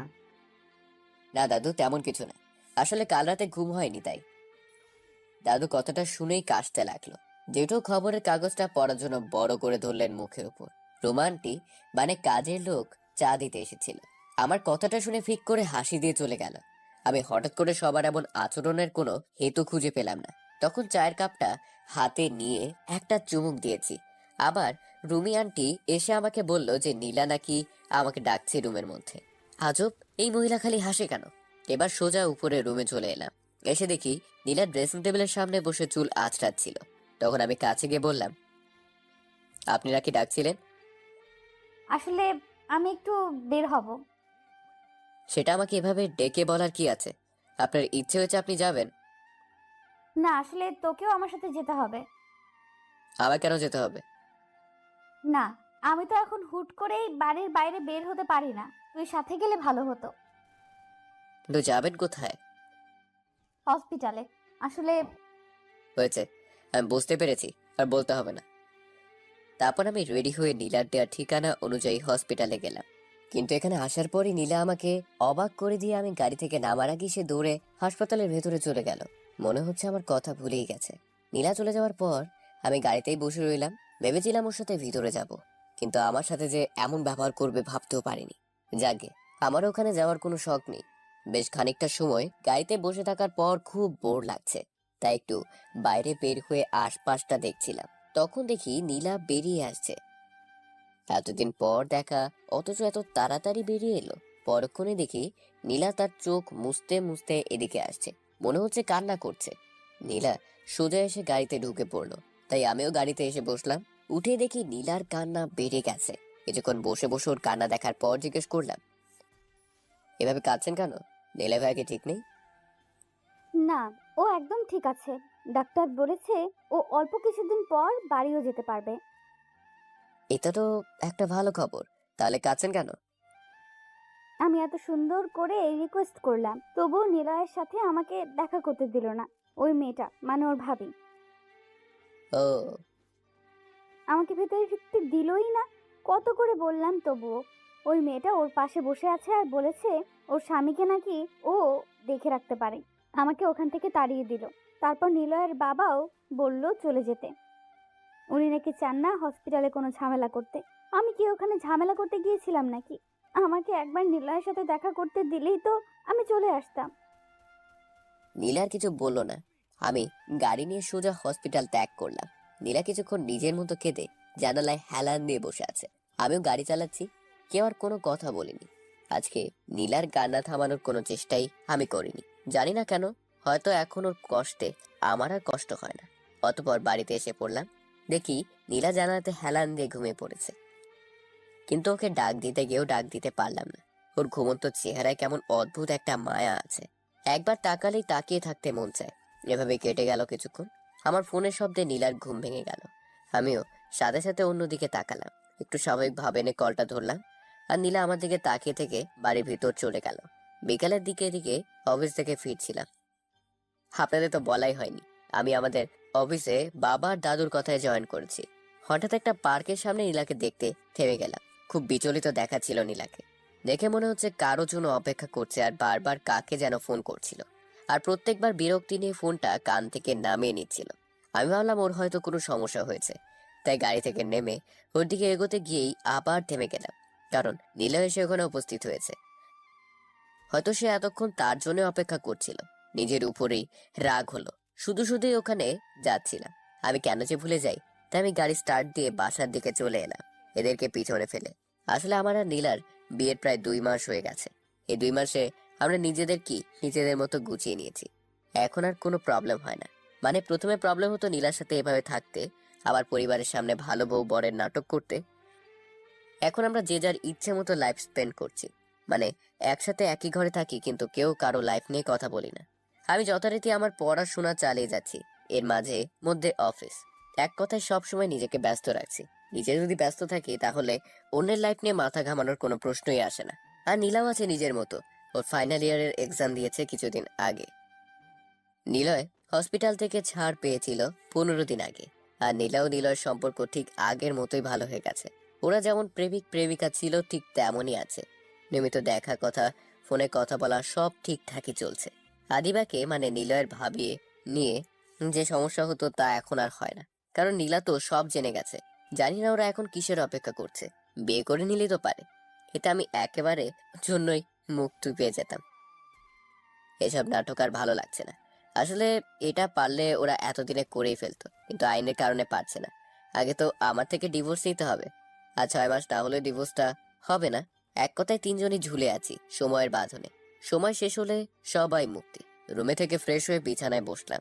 তখন চোখে পড়লো ফ্লোরে পড়ে থাকা কাগজের দিকে। আমি উঠে গিয়ে কাগজটা হাতে নিলাম। সেখানে কিছু লেখা আছে, তাই কাগজটা উল্টে ভাঁজ করলাম। খুলে অবাক হলাম, কারণ এটা একটা চিঠি, আর চিঠিটা নীলাকে লেখা হয়েছে। অন্যের চিঠি আমার পড়া উচিত না, তাই চিঠিটা নীলার ড্রেসিং টেবিলের উপর রেখে দিলাম। তারপর আমি আবার আগের জায়গায় এসে বসে পড়লাম। ফোনে ফেসবুকে ঢুকে নিউজ ফিড ঘাটছি, কিন্তু বারবার চোখটা ওই চিঠির দিকেই যাচ্ছে। শান্তি পাচ্ছি না কোনো মতেই। তাই আর থাকতে না পেরে চিঠিটা নিয়ে এসে পড়তে লাগলাম। লেখা ছিল, প্রিয় নীলা, কিছুদিন থেকে আমি তোমাকে একটা কথা বলবো, কিন্তু বলে উঠতে পারছি না। যদিও এটা তোমাকে এখন বলা জরুরি। যতবারই বলতে গেছি ততবারই আটকে গেছি কোনো না কোনো কারণে। আমি এটা বুঝতে পেরেছি যে আমি এই কথাগুলো তোমার সামনাসামনি বলতে পারবো না, তাই বাধ্য হয়েই এই চিঠিটি লিখেছি। আমি জানি তুমি এই চিঠিটা পড়লে হয়তোবা রাগ করবে, নয়তোবা কষ্ট পাবে। আমি আগেই সেজন্য ক্ষমা চেয়ে নিচ্ছি। আসলে কথাটা হলো, আমি মনে করি আমাদের এখন একটা সিদ্ধান্ত নিতে হবে, কিন্তু তার আগে তোমাকে কিছু জানিয়ে দেওয়া দরকার। আমার ভাই নীল ও তার বউ সম্পর্কে তুমি সবই জানো। নীলের বউ আবিদা আমাকে নীল ভাবে। জানো, আমি ভেবে পাচ্ছি না একটা মানুষ কি করে একজনকে এতটা ভালোবাসতে পারে। তার ভালোবাসার মানুষ যে আর নেই সে তা বিশ্বাস করে না। যে কয়দিন আমি হাসপাতালে থেকেছি আমি বুঝেছি যে আদিবা কতটা সহজ সরল। ওর মনে যেন শুধু ভালোবাসা আর কিছুই নেই। ওর সবটুকু ভালোবাসা দিয়ে আমাকে যত্ন করে সুস্থ করে তুলেছে। এক মুহূর্তের জন্যও সে আমাকে একা ফেলে যায়নি, সব সময় আমার পাশেই ছিল। ভাবতে পারছো তার মানে কি পরিমাণ ভালোবাসা আছে? যদিও আমি জানি এই ভালোবাসাটা আমার জন্য নয়, নীলের জন্য। আর কি জানো, আমি তার এই ভালোবাসাকে ভালোবেসে ফেলেছি নিজের অজান্তেই। আর আমি এটা চাই না কখনো আদিবা এই সত্যটা কখনো জানুক যে তার নীল মারা গেছে। আমি ওকে কষ্ট পেতে দেখতে পারবো না। আমি সারা জীবন ওর সাথে নীল হয়েই থাকতে চাই। আশা করি তুমি বুঝতে পারছো আমি কি বোঝাতে চেয়েছি। দেখো, এটাই হয়তো আমাদের ভাগ্যে ছিল। তা না হলে দেখো, তুমি আমাকে অন্য একটা মেয়ের সাথে দেখে ভুল বুঝলে, আর সত্যিটা না শুনেই তুমি বিয়ে করে নিলে, বা বিয়ে হয়ে যায়। এত কিছু হয়তো এজন্যই হয়েছে। আর তাছাড়া লাবিব তোমাকে ভালোবাসে, আর আমাদের এটাই মেনে নেওয়া উচিত। এটাই আমাদের সবার জন্য ভালো হবে। আমাকে ক্ষমা করে দিও, আমি তোমাকে না জানিয়ে আদিবাকে বিয়ে করে নিয়েছি। দেখো, লাবিব তোমার বিয়ে করার স্বামী, আর বিয়েটা কোনো ছেলে খেলা নয়। আর আমি চাই তুমি লাবিবকে নিয়েই সুখে থাকো। ইতি, নিলয়। চিঠিটা পড়ার পর আমি কিছুক্ষণ স্থির হয়ে বসে রইলাম। চিঠিটার কথাগুলো কেন জানি না বিশ্বাস হচ্ছে না। যে চিঠিটা আবার ফার্স্ট টু লাস্ট পড়লাম, না সব তো ঠিকই আছে। তার মানে চিঠিটার এই মানে বোঝায় যে নীলা নীলার সাথে সম্পর্ক রাখতে চায় না, সে বিয়ে করে নিয়েছে আর নীলাকে বলে দিয়েছে আমার সাথে সুখে থাকতে। ওয়াও! অতঃপর চিঠিটা যেরকম ভাবে ছিল সেইভাবেই আবার ফ্লোরে রেখে দিলাম। কি আজব পাবলিক মাইরি এই নিলয়! প্রথমে তো হঠাৎ করে ফিরে এসে আমার বিয়ের 12টা বাজিয়ে দিল, আর এতদিন পর বলছে আমার সাথে সুখের সংসার করতে। What a joke! তাহলে এবার নীলা কি করবে? আমার কাছে ফিরে আসবে? ফিরে আসলেই বাকি, আমি আর নিজেকে কষ্ট দিতে চাই না। এমনিতেই এই মেয়ে আমার 16 আনা জীবনের 12 আনাই ধ্বংস করে, বাকিটা আঁকড়েই আমি বেঁচে আছি। আর নয়। কিন্তু নীলা কি এত কিছু এত সহজে মেনে নেবে? মনে হয় না। আমি কেন এত চিন্তা করছি? ওদের বিষয় ওরাই বুঝে নিবে, আমি না হয় আমার মতোই থাকি। হঠাৎ মনে প্রশ্ন জাগলো, চিঠিটা এভাবে পড়ে আছে কেন? নীলা কি চিঠিটা পেয়েছে? না না, চিঠিটা যখন নীলার জন্য এসেছে তখন সে নিশ্চয়ই পেয়েছে। আর এই জন্য হয়তো নীলা বাইরে ওই পার্কে গেছে নীলার সাথে দেখা করতে। যদি তাই হয় তবে সে এই চিঠিটা এভাবে কেন রেখে গেল? অন্য কেউ যদি এটা দেখতে পেত তাহলে বড় ধরনের সমস্যা হতো। নাকি এটা ভুল করে এখানে পড়ে গেছে, কি জানি। অতঃপর আমি ওয়াশরুমে গেলাম ফ্রেশ হতে। চিঠিটা তার জায়গাতেই পড়ে আছে। কিছুক্ষণ বের হয়ে দেখি নীলা চলে এসেছে। হাত মুখ দিয়ে মুখ ঢেকে বিছানার কিনারায় বসে আছে। আমি কাছে গিয়ে হালকা একটু কাশতে নীলা চমকে উঠে দাঁড়িয়ে পড়লো। কি হলো ওর? এভাবে চমকানোর কি আছে? তাকে দেখে ওর চোখ মুখ অন্যরকম হয়ে আছে, মনে হয় কেঁদেছে। তখন আমি জিজ্ঞেস করলাম, কোনো সমস্যা? নীলা শুধু মাথা নাড়িয়ে না উত্তর দিয়ে আবার আগের জায়গায় বসলো। আওয়ায় আমার দিকে কেমন করে যেন তাকিয়েছিল। আর তখনই আমার চোখ ফ্লোরের দিকে যায়, দেখি চিঠিটা নেই। মনে হয় নীলা রুমে এসে চিঠিটা কুড়িয়ে নিয়েছে। আমি পানি খাবার জন্য টেবিলের দিকে যাচ্ছিলাম, কিন্তু লক্ষ্য করলাম নীলা বারবার আমার দিকেই তাকাচ্ছে। ও কি বুঝে গেছে আমি চিঠিটা পড়েছি, নাকি অন্য কোনো কারণ? ওর এভাবে তাকানো আমার খুব অস্বস্তি লাগছিল, কিন্তু আমি নিজেকে যতটা সম্ভব স্বাভাবিক রেখে নিজের কাজে মন দিলাম। টেবিলে বসে বইয়ে মুখ গুজে বসে আছি সে অনেকক্ষণ ধরে, কিন্তু মনোসংযোগ দিতে পারছি না। তার কারণটা হলো নীলা। অন্যদিন এই সময়টা নীলা ঘুমায় নয়তো বই পড়ে, কিন্তু আজকে কিছুই করেনি, বসে বসে কি জানি ভাবছিল। তখন নীলা হঠাৎ করে উঠে বাইরে চলে গেল। তখন আমি ওর চলে যাওয়ার দিকে একবার তাকিয়ে আবার বইয়ে মন দিলাম। সকালে ঘুম থেকে উঠে খেয়ে দিয়ে আমি বেরিয়ে গেলাম। নীলাকে নিয়ে একটু ভাবনায় আছি এখনো। আসলে আমি ভেবেছিলাম নীলা কাল রাতে আমাকে কিছু হয়তো বলবে, কিন্তু কিচ্ছুই বলেনি, সম্পূর্ণ চুপচাপ ছিল। আর রাতে আমার ঘুম ভেঙে গিয়েছিল নীলার গলার আওয়াজে। উঠে দেখে নীলা ব্যালকনিতে দাঁড়িয়ে ফোনে কথা বলছিল খুব করুণ স্বরে, আর কান্নাও করছিল। আমি বুঝে নেই হয়তো নীলার সাথে কথাই বলছিল। কিছুক্ষণ পর নীলা ঘরে এসে আবার কান্নাকাটি শুরু করে। আমি ওর কান্না শুনতে শুনতেই ঘুমিয়ে পড়েছিলাম। সকালে ঘুম থেকে উঠে ওর সাথে আমার কোনো প্রকার কথা হয়নি। ক্যাম্পাসে বসে বন্ধুদের সাথে আড্ডা দিচ্ছিলাম, তখনই মা কল দিল। মা ফোন দিয়ে জলদি করে হাসপাতালে যেতে বলল। আমি কোনো প্রশ্ন করার আগেই মা ফোন কেটে দেয়। হাসপাতালে কেন? কারো কিছু হয়েছে নাকি? অতবার হসপিটালের দিকে রওনা দিলাম। হসপিটালে গিয়ে দেখি দাদু, বাবা মা, জেঠু সবাই দাঁড়িয়ে আছে, কিন্তু নীলা নেই। তাহলে নীলার কিছু হয়েছে নাকি? কথাটা ভাবতে আমার বুকের ভেতরটা কেমন জানি হুড়মুড়ি উঠলো। আমি সবার সামনে পৌঁছাতেই জেঠিমা আমাকে জড়িয়ে ধরে কান্না করতে লাগলো। আমি ভ্যাবাচাকা খেয়ে দাঁড়িয়ে রইলাম। তখন জিজ্ঞেস করলাম কি হয়েছে। বললো নীলা সুইসাইড করেছে, আর ভিতরে তারই চিকিৎসা চলছে। আমি জেঠিমাকে ছাড়ি এক কোনায় গিয়ে দাঁড়িয়ে পড়লাম। নীলা আত্মহত্যা করতে গেল কেন? তাহলে কি ওই চিঠির কথাগুলোর জন্য করেছে? নীলার জন্য এত টান, ভালোবাসায় কি না হয়। আশেপাশে তাকিয়ে দেখলাম বাসার সবাই চিন্তিত, সবাই গম্ভীরভাবে ওটি রুমের দিকে তাকিয়ে আছে। আবার নীলার জন্য চিন্তা হচ্ছে কি না তা জানি না, তবে ভিতরে ভীষণ অস্থিরতা অনুভব করছি। শ্বাস যেন বন্ধ হয়ে আসছে। নীলা যে এমন একটা সিদ্ধান্ত নিবে তা আমি বুঝতে পারিনি। কিছুক্ষণ পর ডক্টর বেরিয়ে আসতেই দাদু এগিয়ে গেল আর জিজ্ঞেস করলো যে নীলা কেমন আছে। ডাক্তার হেসে উত্তর দিল যে নীলা একদম ঠিক আছে। এটা শুনে সবার মাঝে যেন আনন্দের স্রোত বয়ে গেল। যখন জেঠিমা এগিয়ে গিয়ে ডাক্তারকে বলল, আমি আমার মেয়ের সাথে দেখা করব। নিশ্চয় দেখা করবেন। আমরা তাকে অন্য একটা রুমে শিফট করে দিচ্ছি, তারপর দেখা করুন। রোগী যেন কোনো কিছুতেই অস্বস্তি না হয়, সেদিকে খেয়াল রাখবেন প্লিজ। তারপর ডাক্তার চলে যায়। তারপর নীলাকে অন্য একটা কেবিনে নিয়ে যাওয়া হলো। তখন সবাই ওর সাথে দেখা করার জন্য চলে যায়, কিন্তু আমি যাইনি। বাইরে দাঁড়িয়ে আছি। আমি গিয়েই বা কি করব আর কি বলবো? মনে হয় না এখানে আমার কিছু বলার অধিকার আছে। নীলা এখন সুস্থ আছে, এটাই অনেক। তখন মা এসে বলল, কিরে, তুই যাবি না নীলার সাথে দেখা করতে? হ্যাঁ যাবো তো, সবাই আসুক দেখা করে তারপর যাচ্ছি। সবাই তো দেখা করেছে ওর সাথে, তুই ওর কাছে যা, ওর ভালো লাগবে। ও আচ্ছা। তবে নীলা এমন কাজ কেন করলো বলতো? সেটা আমি কি করে বলবো? নীলাই ভালো জানে, ওকে জিজ্ঞেস করো। আরে না, ডাক্তার ওকে এখন কিছু জিজ্ঞেস করতে না করেছে। আচ্ছা তুই ভেতরে যা, দেখিস আবার ওকে কিছু বলতে যাস না। ওর কাছ থেকে পরে শুনে নেব। হুম। বলেই নীলার কেবিনের ভিতরে গেলাম। দেখি জেঠিমা নীলার পাশে বসে আছে। আমাকে দেখে জেঠিমা নীলাকে আচ্ছি বলে বেরিয়ে গেলে আমি তখন এগিয়ে গিয়ে নীলার পাশে একটা চেয়ারে পেতে বসলাম। নীলা আমার দিকে একবার তাকিয়ে তারপর উপরের দিকে তাকিয়ে রইল। কিছুক্ষণ বসে থাকার পর আমি বললাম, এমন একটা কাজ কেন করলে? সে কোনো উত্তর না দিয়ে উপরের দিকে তাকিয়ে আছে। আমি বললাম, আমি কিন্তু চিঠিটা পড়েছি। কথাটা শুনে নীলা আমার দিকে অবাক হয়ে তাকালো। তখন আমি বললাম, জানি অন্যের চিঠি পড়া ঠিক না, রুমে এসে দেখি নিচে চিঠিটা পড়েছিল, তাই পড়ে ফেলেছি। তার জন্য আমি সরি। নীলা আমাকে কিছু না বলে অন্যদিকে মুখ ঘুরিয়ে নিল। একটু পরে বুঝতে পারলাম ও নীরবে কাঁদছে। কি হলো, কাঁদছেন কেন? নীলার জন্য? নীলা চুপ করে কান্না করেই যাচ্ছে। আপনি মরে গেলে বুঝি সব ঠিক হয়ে যেত? একবারও বাসার কারো কথা ভাবলেন না? জেঠিমার অবস্থা তো একেবারেই শোচনীয় হয়ে গিয়েছিল, আর বাসার সবাই খুব ভেঙে পড়েছিল।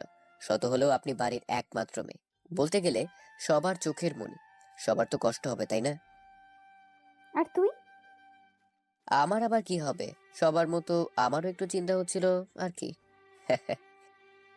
ও, এরপর দুজনেই চুপ করে আছি। কিছুক্ষণ এভাবে চলার পর আমি বললাম, আচ্ছা আমি আসি তাহলে, আপনি রেস্ট নিন।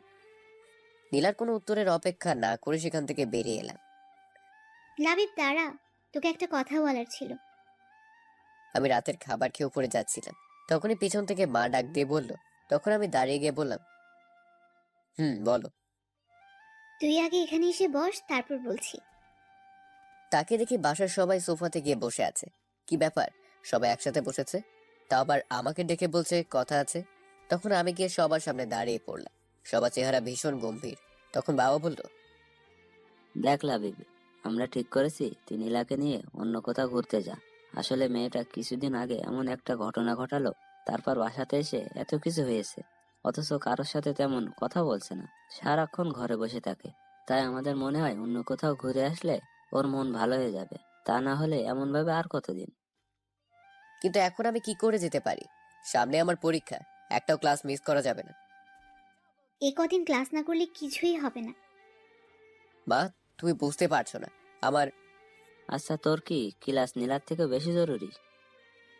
না আসলে কোনো কথা নয়, আমরা বড়রা মিলে যে সিদ্ধান্ত নিয়েছি সেটাই হবে, বাস। আচ্ছা, তোদের মাঝে সবকিছু ঠিক আছে তো? একে অপরকে নিয়ে খুশি না? তোদের মাঝে কি এখনো বনিবনা হয়ে ওঠেনি? তোদের দুজনের সম্মতিতে আমরা বিয়েটা দিয়েছিলাম, এখন যদি এমন করিস তাহলে।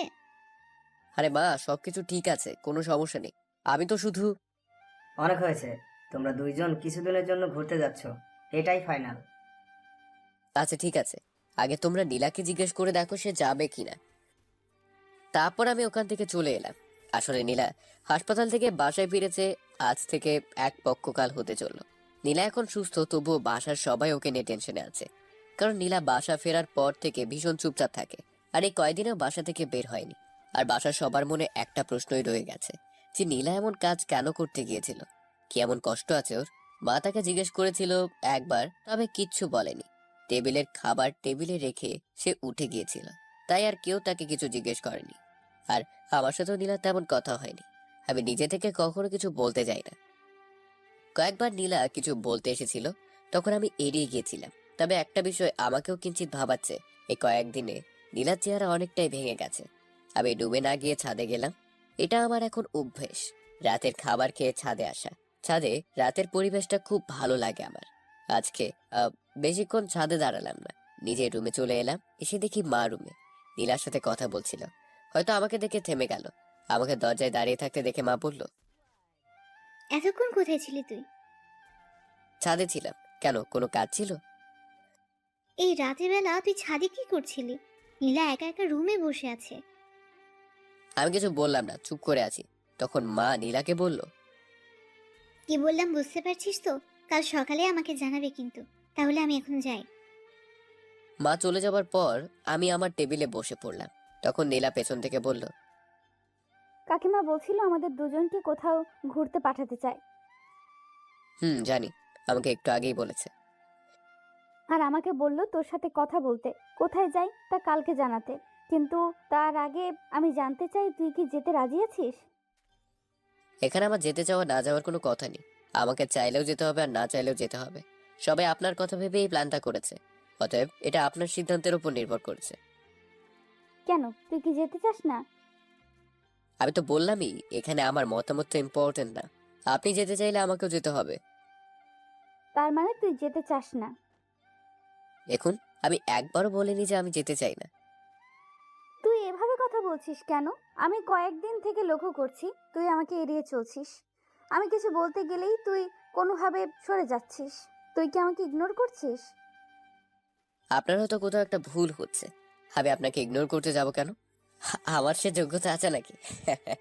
আর যদি আপনি ভাবেন যে আমি আপনাকে এড়িয়ে চলছি, তো আমাকে এখানে এটাই বলবো যে আমি আপনাকে সেই বিয়ের পর থেকে এড়িয়ে চলি। আর আপনিও তো এটাই চেয়েছিলেন।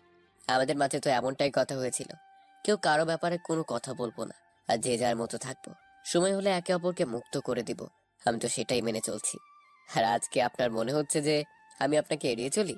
স্ট্রেঞ্জ। কই, এতদিন তো আপনি এমন কিছুই বলেননি। আর এখন এই কথা বলার মানেই বা কি? নীলা চুপচাপ আমার কথাগুলো শুনছিল। অতঃপর বিছানায় গিয়ে চুপ করে উল্টো দিকে মুখ করে শুয়ে পড়লো। আর আমিও আমার কাজে মন দিলাম। কিছুক্ষণ পর শুনতে পেলাম নীলার চাপা কষ্টের আওয়াজ। ভাবলাম মাথায় নেব না। ওমা, কিছুক্ষণ পর দেখি কান্নার আওয়াজ আরো বেড়ে গেল। কতক্ষণ আর এভাবে থাকা যায়? উঠে গিয়ে বিছানার পাশে গিয়ে জিজ্ঞেস করলাম, আপনি কি কাঁদছেন নাকি? কোনো উত্তর নেই, শুধুই কান্নার আওয়াজ। আরে কাঁদছেন কেন? একটু আগেই তো ঠিক ছিলেন। তখন নীলা শোয়া অবস্থাতেই কাঁদতে কাঁদতে জবাব দিল, আমি কাঁদলে তোর কি? তুই জেনে কি করবি? আমার আবার কি হবে? কাঁদছিলেন তাই জিজ্ঞেস করলাম, সরি। তারপর আমি আবার নিজের জায়গায় চলে এলাম। একটু পর দেখি নীলা চোখ মুছতে মুছতে ওয়াশরুমে চলে গেল। কিছুক্ষণ পর বেরিয়ে এসে আমার পিছনে দাঁড়িয়ে পড়লো মনে হয়। তখন আমি পিছন ফিরে বললাম, কিছু কি বলবেন? তুই তো আমাকে ভালোবাসতিস, তাই না? মানে? ভালোবাসতিস কিনা? কি হলো, কথা বলছিস না কেন? বাসতাম হয়তো। প্লিজ, এখানেও হেয়ালি করিস না। কিন্তু আপনি হঠাৎ করে এই প্রশ্ন কেন করছেন? জানিস, আমি এই কয়েকদিন অনেক ভেবেছি, আর এখন আমি আমার ভুলটা বুঝতে পেরেছি। তুই আমাকে সেই প্রথম থেকেই ভালোবেসে গিয়েছিলিস, আর আমি তোকে অবহেলা করে গেছি। অনেক কষ্ট দিয়েছি না রে তোকে? জানিস, আমি খুব কষ্ট করেই বুঝে গেছি তুই কতটা কষ্ট পেয়েছিস এতদিন, কিন্তু আমাকে কিছুই বলিসনি। কি করে সহ্য করতি তুই? আমি হেসে দিয়ে বললাম, আপনার আবার কি হলো? আমাকে ক্ষমা করে দে, আমি বুঝতে পারিনি। হঠাৎ করে নীলা আমাকে অবাক করে দিয়ে আমার পায়ে পড়ে গেল আর পা জড়িয়ে ধরে বলতে লাগলো, আমাকে ক্ষমা করে দে প্লিজ। আমি আমার ভুল বুঝতে পেরেছি। অনেক কষ্ট দিয়েছি তোকে, বিশ্বাস কর। আমিও এই কয়দিনে অনেক কষ্ট পেয়েছি। এখন আর আমি নিতে পারছি না। প্লিজ আমাকে ক্ষমা করে দে, প্লিজ। নীলা অনবরত কান্না করে যাচ্ছে আর আমি আকস্মিকতায় স্থির হয়ে দাঁড়িয়ে আছি। নীলা যে এভাবে আমার পা জড়িয়ে ধরে বসে পড়বে তা আমি ভাবতে পারিনি। তাই আমি সাথে সাথে বললাম, কি করছেন কি? আমার পা ছেড়ে দেন। আমি নীলার থেকে আমার পা ছাড়িয়ে নিয়ে একটু দূরে সরে এলাম। তখন নীলা নিচে বসে কাঁদতে কাঁদতে বলল, আমাকে ক্ষমা করে দে প্লিজ, আমি আর নিতে পারছি না। আমি কিছুক্ষণ নীলার দিকে তাকিয়ে রইলাম। নীলা ফ্লোরে বসে নিচের দিকে তাকিয়ে কান্না করেই যাচ্ছে। তখন আমি ওর কাছে গিয়ে ওকে দাঁড় করিয়ে জিজ্ঞেস করলাম, এসব কেন করছেন আপনি? ভালোবাসি। কি? হুম, কখন থেকে? যখন থেকে বুঝতে পেরেছি। আচ্ছা। তখন আমি হাসি মুখে মুচকি হেসে ওর থুতনিতে ধরে মুখটা তুলে জিজ্ঞেস করলাম, তো কতটা ভালোবাসো? আমার এমন ভাব দেখে সাথে সাথে আমাকে জড়িয়ে ধরে কাঁদতে কাঁদতে বলল, খুব খুব ভালোবাসি। সারা জীবন তোকেই ভালোবাসবো। নীলা আমাকে এভাবে জড়িয়ে ধরে দাঁড়িয়ে রইল। তখন আমি ওকে হঠাৎ করে একটা ধাক্কা দিয়ে বললাম, নাটক না নাটক, আমাকে ভালোবাসো। আমি আর নিজেকে কষ্ট দিতে ভুলটি করছি না। অনেক কষ্ট পেয়েছি তোমাকে ভালোবেসে, কিন্তু এখন আর পারবো না। ভালোবাসা কোনো খেলার জিনিস না যে যেভাবে ইচ্ছা সেভাবেই খেলতে পারবে। নীলা খুবই অবাক হয়ে আমার দিকে তাকিয়ে রইল আর বলল, বিশ্বাস কর, আমি তোকে সত্যি অনেক ভালোবাসি। প্লিজ বোঝার চেষ্টা কর। একটা হাসি দিয়ে বললাম, আমি খুব ভালো করে বুঝতে পারছি আমি তোমার কাছে একটা সেকেন্ড অপশন ছিলাম। যখন তুমি নিলয়কে ভুল বুঝলে তখন আমার কাছে এসেছিলে, তারপর আমাকে আবার ছুটে ফেলে দিয়ে নিলয়ের কাছে চলে গেলে। আর এখন যখন নিলয় তোমাকে ছেড়ে চলে গেল তখন আমি তোমার একমাত্র অপশন হয়ে গেলাম। তাই আমার কাছে ফিরে আসতে চাইছো? এসব ভালোবাসা টালোবাসা কিচ্ছুই না, স্বার্থপরতা। কথাগুলো বলা শেষ করেই আমি রুম থেকে বেরিয়ে এলাম। নীলার দিকে একবারও তাকাইনি। সে কখন থেকে ছাদে বসে আছি তারপরও শান্তি পাচ্ছি না। এখনো মনের ভিতর নীলার কথাগুলো ঘুরপাক খাচ্ছে আর সবকিছুর শেষে একটা কথাই আসছে, নীলাকে সত্যি আমাকে ভালোবাসে নাকি ওটাও ওর? লাবিব, ভাবনায় ছেদ পড়লো। পেছন থেকে কারো ডাকি, গলা শুনে বুঝে গেলাম নীলা। পিছন না ফিরে বললাম, আপনি এখানে কি করছেন? আগে বল, তুই এখনো রুমে না গিয়ে ছাদে কি করছিস? আমার এখানে ভালো লাগছে না তাই বসে আছি। তাই বলে এত রাত পর্যন্ত? ঘড়িতে দেখেছিস কটা বাজে? রাত 2টা বাজতে চলেছে। তো কি হয়েছে? কি হয়েছে মানে? তুই রুমে আয়। যাব না বলছি না। একটা কথা আপনাকে কতবার বলবো, যান না, আপনি গিয়ে শুয়ে পড়ুন। আমি তো যাবই, কিন্তু তুই এখানে থেকে কি করবি শুনি? দাঁড়িয়ে থাকবো। সারা রাত দাঁড়িয়ে থাকতে পারবি? বোর হয়ে যাবি না? না। আচ্ছা ঠিক আছে, তাহলে আমিও না হয় তোর সাথে এখানেই দাঁড়িয়ে থাকবো। কথাটা বলে নীলা আমার বাম হাতটা জড়িয়ে ধরে কাঁধে মাথা রেখে বলল, তুই চাইলে সারা রাত থাকবো, শুধু তুই আর আমি। নীলার এরকম আচরণে খুব বিরক্ত লাগছিল, তাই রেগে গিয়ে ওকে একটা ধাক্কা দিলাম। ধাক্কাটা বোধহয় একটু জোরেই দিয়ে ফেলেছি। হঠাৎ এমন ধাক্কাকে নীলা ভারসাম্য রক্ষা করতে না পেরে একটু দূরে গিয়ে নিচে পড়ে গেল। ধাক্কা দিয়ে আমি রাগী গলায় বললাম, দয়া করে এই ধরনের নাটকগুলো আর আমার সাথে করবেন না, সহ্য হয় না আমার। আর প্লিজ দয়া করে এখান থেকে যান, আমাকে একটু একা থাকতে দিন, একটু শান্তিতে থাকতে দিন। তারপর আমি অন্যদিকে ঘুরে দাঁড়ালাম। কিছুক্ষণ পর অনুভব করলাম যে আমার পিছনে আবারও কেউ একজন এসে দাঁড়িয়েছে। তার মানে নীলা এখনো যায়নি। আপনার সমস্যা কি? আমাকে কি একটু শান্তি দিবেন না? যান এখান থেকে। একটা কথা, আপনাকে আর কতবার? তারপর ঘুরি তাকিয়ে নীলার দিকে তাকাতে আমার কথা বন্ধ হয়ে গেল। তাকে দেখি নীলা অজ্ঞান হয়ে নিচে পড়ে গেছে আর কপাল থেকে রক্ত পড়ছে। আসলে তখন নীলাকে ধাক্কা দিয়েছিলাম তখনই মনে হয় ওর কপালটা দেয়ালের সাথে ধাক্কা খায়, ও আঘাত পায়, তাই সে অজ্ঞান হয়ে পড়ে। কি করলাম আমি এটা? সাথে সাথে আমি নীলার কাছে গিয়ে ওকে ডাক দিলাম, কিন্তু সাড়া নেই। তাই নীলাকে আমি কোলে তুলে নিয়ে রুমে চলে এলাম আর বিছানায় শুইয়ে দিলাম। তারপর চোখে পানি ছিটাতেই নড়ে উঠলো। চোখ খুলে আমার দিকে তাকিয়ে রইল এক দৃষ্টিতে। নিজেকে তখন অপরাধী মনে হচ্ছিল, তাই বললাম, সরি, আসলে আমি ইচ্ছা করে করিনি। রাগের মাথায় এত জোরে ধাক্কা দিয়ে ফেলেছি। নীলা শুধু একটা হাসি দিয়ে বলল, ওটা কোনো ব্যাপার না। আমি আর কিছু না বলে ফার্স্ট এইড বক্সটা নিয়ে এলাম।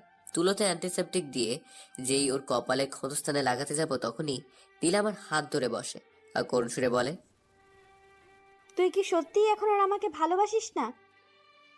দেখুন, এসব বলার সময় না। আপনার ক্ষতস্থানটা পরিষ্কার করে ব্যান্ডেজ করতে দিন। না, তুই আগে বল আমাকে ভালোবাসিস কিনা। দেখুন, এক কথা বারবার বলবেন না। আমাকে আমার কাজ করতে দিন। এই বলে যখনই আমার হাতটা বাড়ালাম, তখনই আবারও বাধা। বলুন তো কেমনটা লাগে? তুই আগে বল আমাকে ভালোবাসিস কিনা। দেখুন, আমার মাথা গরম করবেন না। চুপ করে বসে থাকুন। না, আগে তো। ঠাস করে একটা থাপ্পড় দিয়ে বললাম, চুপচাপ কোনো নরমচরণ ছাড়া বসে থাক। আর একটা কথা বলবি তো ফল ভালো হবে না। থাপ্পড়কে নীলা একদম চুপ হয়ে গেছে, আর কোনো নরমচরণও করছে না। যাক, তাহলে থাপ্পড়টা কাজে দিয়েছে। কিন্তু পরক্ষণে ওর চোখ দিয়ে অনবরত বৃষ্টি পড়তে শুরু করলো, আর আমার দিকে অদ্ভুত ভাবে তাকিয়ে রইল। আমি সেই দিকে মন দিলাম না। সুন্দর করে ব্যান্ডেজটা করে দিয়ে বললাম, নিন, শুয়ে পড়ুন। এখনো নীলার চোখ দিয়ে পানি পড়ছে। সেটা বারবার হাত দিয়ে মুছতেছে আর নাক টানতেছে। তখন আমি তাকে একটা ধমক দিয়ে বললাম, কি হলো, শুনতে পাননি আমি কি বলছি? নীলা যেন হঠাৎ আমার এমন ধমক শুনে কেঁপে উঠে, কিন্তু সে বসে দেখে সে একই কাজ করছে। সে কান্না করার, নাক টানা। এখন আমি কি করি? নিরুপায় হয়ে বললাম, আসলে আমি সরি। আপনি আমার কথা শুনছিলেন না তো, তাই থাপ্পড় মেরেছি। আমি সেই জন্য কাঁদছি না। আর আমি কোনো বাচ্চা নই যে একটা থাপ্পড় খেয়ে ভাবে কান্না করব। তাহলে? এমনিতেই। মানে? তুই যখন আমাকে ভালোই বাসিস না, তাহলে এত টান কিসের আমার প্রতি তোর? আমার আঘাত নিয়ে তোরা তো মাথা ব্যথা কেন? এখানে ভালোবাসার কিছু নেই। আর আপনার আঘাত নিয়েও আমার কোনো প্রকার মাথা ব্যথা নেই। আঘাত যেহেতু আমার কারণে লেগেছিল, তাই এসব করছি। ও আচ্ছা, তাহলে ধন্যবাদ। এখানে ধন্যবাদের কিছুই নেই। বললামই তো আমার কারণে হয়েছে, তাই। হ্যাঁ, বুঝতে পারছি। যা, ঘুমা গিয়ে। আমার জন্য আর তোকে কষ্ট করতে হবে না। হুম, আপনিও ঘুমিয়ে পড়ুন। আমার ঘুম নিয়ে তোর ভাবতে হবে না। আমি আর কিছু বললাম না। সোজা সোফাতে এসে শুয়ে পড়লাম, আর সাথে সাথে এক লাফে উঠে গেলাম। এ কি, সোফা ভিজা কেন? এখানে পানি এলো কই থেকে? আমাকে বলছিস? এখানে তো আপনি ছাড়া আর কেউ নেই। হ্যাঁ, আপনাকে বলছি, এখানে পানি এলো কই থেকে? আমি কি জানি, হয়তো রুমে বৃষ্টি পড়ছে, নয়তো বা বিড়ালে হিসু করে দিয়েছে। মজা করছেন আমার সাথে? একদম না। আচ্ছা, তোর সোফাতে ভেজা, তাহলে তুই ঘুমাবি কই? তুই তো আর বিড়ালের হিসু করা জায়গায় ঘুমোতে পারিস না। আর তোর তো আবার জ্বরের অ্যালার্জি আছে। এক কাজ কর, আজ রাতে তুই না হয় আমার সাথে খাটেই ঘুমাতে পারিস। আমার কোনো প্রবলেম নেই। দরকার নেই, আপনাকে আমার জন্য কষ্ট করতে হবে না। আমি না হয় ছাদের রুমে ঘুমাবো, নয়তো বা এই ফ্লোরে। তোর ছাদের রুমে তো কালকে আন্টি তালা লাগিয়ে দিয়েছে, আর তুই ফ্লোরে ঘুমাবি, সেই সাহস আছে তোর? সমস্যা নেই আমার সাথে ঘুমাতে। আমার খাটটা যথেষ্ট বড়ই আছে। কি ঝামেলা পড়লাম রে বাবা! ফ্লোরে ঘুমাতে পারবো না কারণ অ্যালার্জি। তখন সামনে নীলার দিকে তাকিয়ে দেখলাম আমার মুখের দিকে তাকিয়ে মুখ টিপে টিপে হাসতেছে। বাহ, ভালোই মজা নিচ্ছে। আমার কাছে আর দ্বিতীয় কোনো অপশন নেই, তাই চুপচাপ বিছানাতে উঠে যাচ্ছিলাম, তখনই নীলা বলল, ওই দাঁড়া দাঁড়া, কি হলো? আগে যা, ওয়াশরুমে গিয়ে কাপড় চেঞ্জ করে আয়। পেছনটা একেবারেই ভিজে গেছে। তাকে দেখে সত্যি সত্যি ভিজে গেছে। লজ্জার ব্যাপার, পেছনটা শুধু ভিজেছে। তাই চুপচাপ ওয়াশরুমে গিয়ে কাপড় চেঞ্জ করে এসে বিছানায় শুতেই নীলা কঠিন কণ্ঠে বলল, এই শোন, বিছানায় থাকতে দিয়েছি বলে একদম আমার ধারে কাছেও ঘেঁষতে চেষ্টা করবি না। কোনো রকম সুযোগ নেওয়ার চেষ্টা করলে কিন্তু। এই শোনেন, আমার ক্যারেক্টার না এতটা লুজ না। আশা করি এতদিনে হয়তো বুঝতে পেরেছে। তা ঠিক আছে, তবুও বলে দিলাম নিজের সেফটির জন্য। আচ্ছা, ঘুমা তাহলে। হুম। হঠাৎ করে ঘুম ভাঙলেই দেখি নীলা আমাকে আষ্টে পৃষ্ঠে জড়িয়ে ধরে বুকের উপর ভর করে শুয়ে আছে। আর সে চেঁচড়ে আমার সারা মুখে ওর ঠোঁটের ছোঁয়া অনুভব করছিলাম। আর নীলা বলছিল, এই তোর এত ভাব কেন শুনি? আমি তোকে এত করে বলছি ভালোবাসি ভালোবাসি, তারপরও তুই আমাকে বিশ্বাস করছিস না। আমাকে এতগুলো কথা শোনালি, আমি নাকি এই আমি নাকি সেই। খুব কষ্ট হচ্ছিল তখন জানিস, কিন্তু তারপর আবার খুশিও হয়েছিলাম যখন তুই রেগে গিয়ে আমাকে আপনি না বলে তুমি বলছিলি। আমি ঠিক বুঝে নিয়েছিলাম তুই এখনো আমাকে প্রচন্ড রকম ভালোবাসিস। কথাটা বলে নাকে আর একটা কিস। তারপর আবার বলতে লাগলো, কিন্তু তুই আমার উপর ভীষণ রেগে আছিস, তাই না?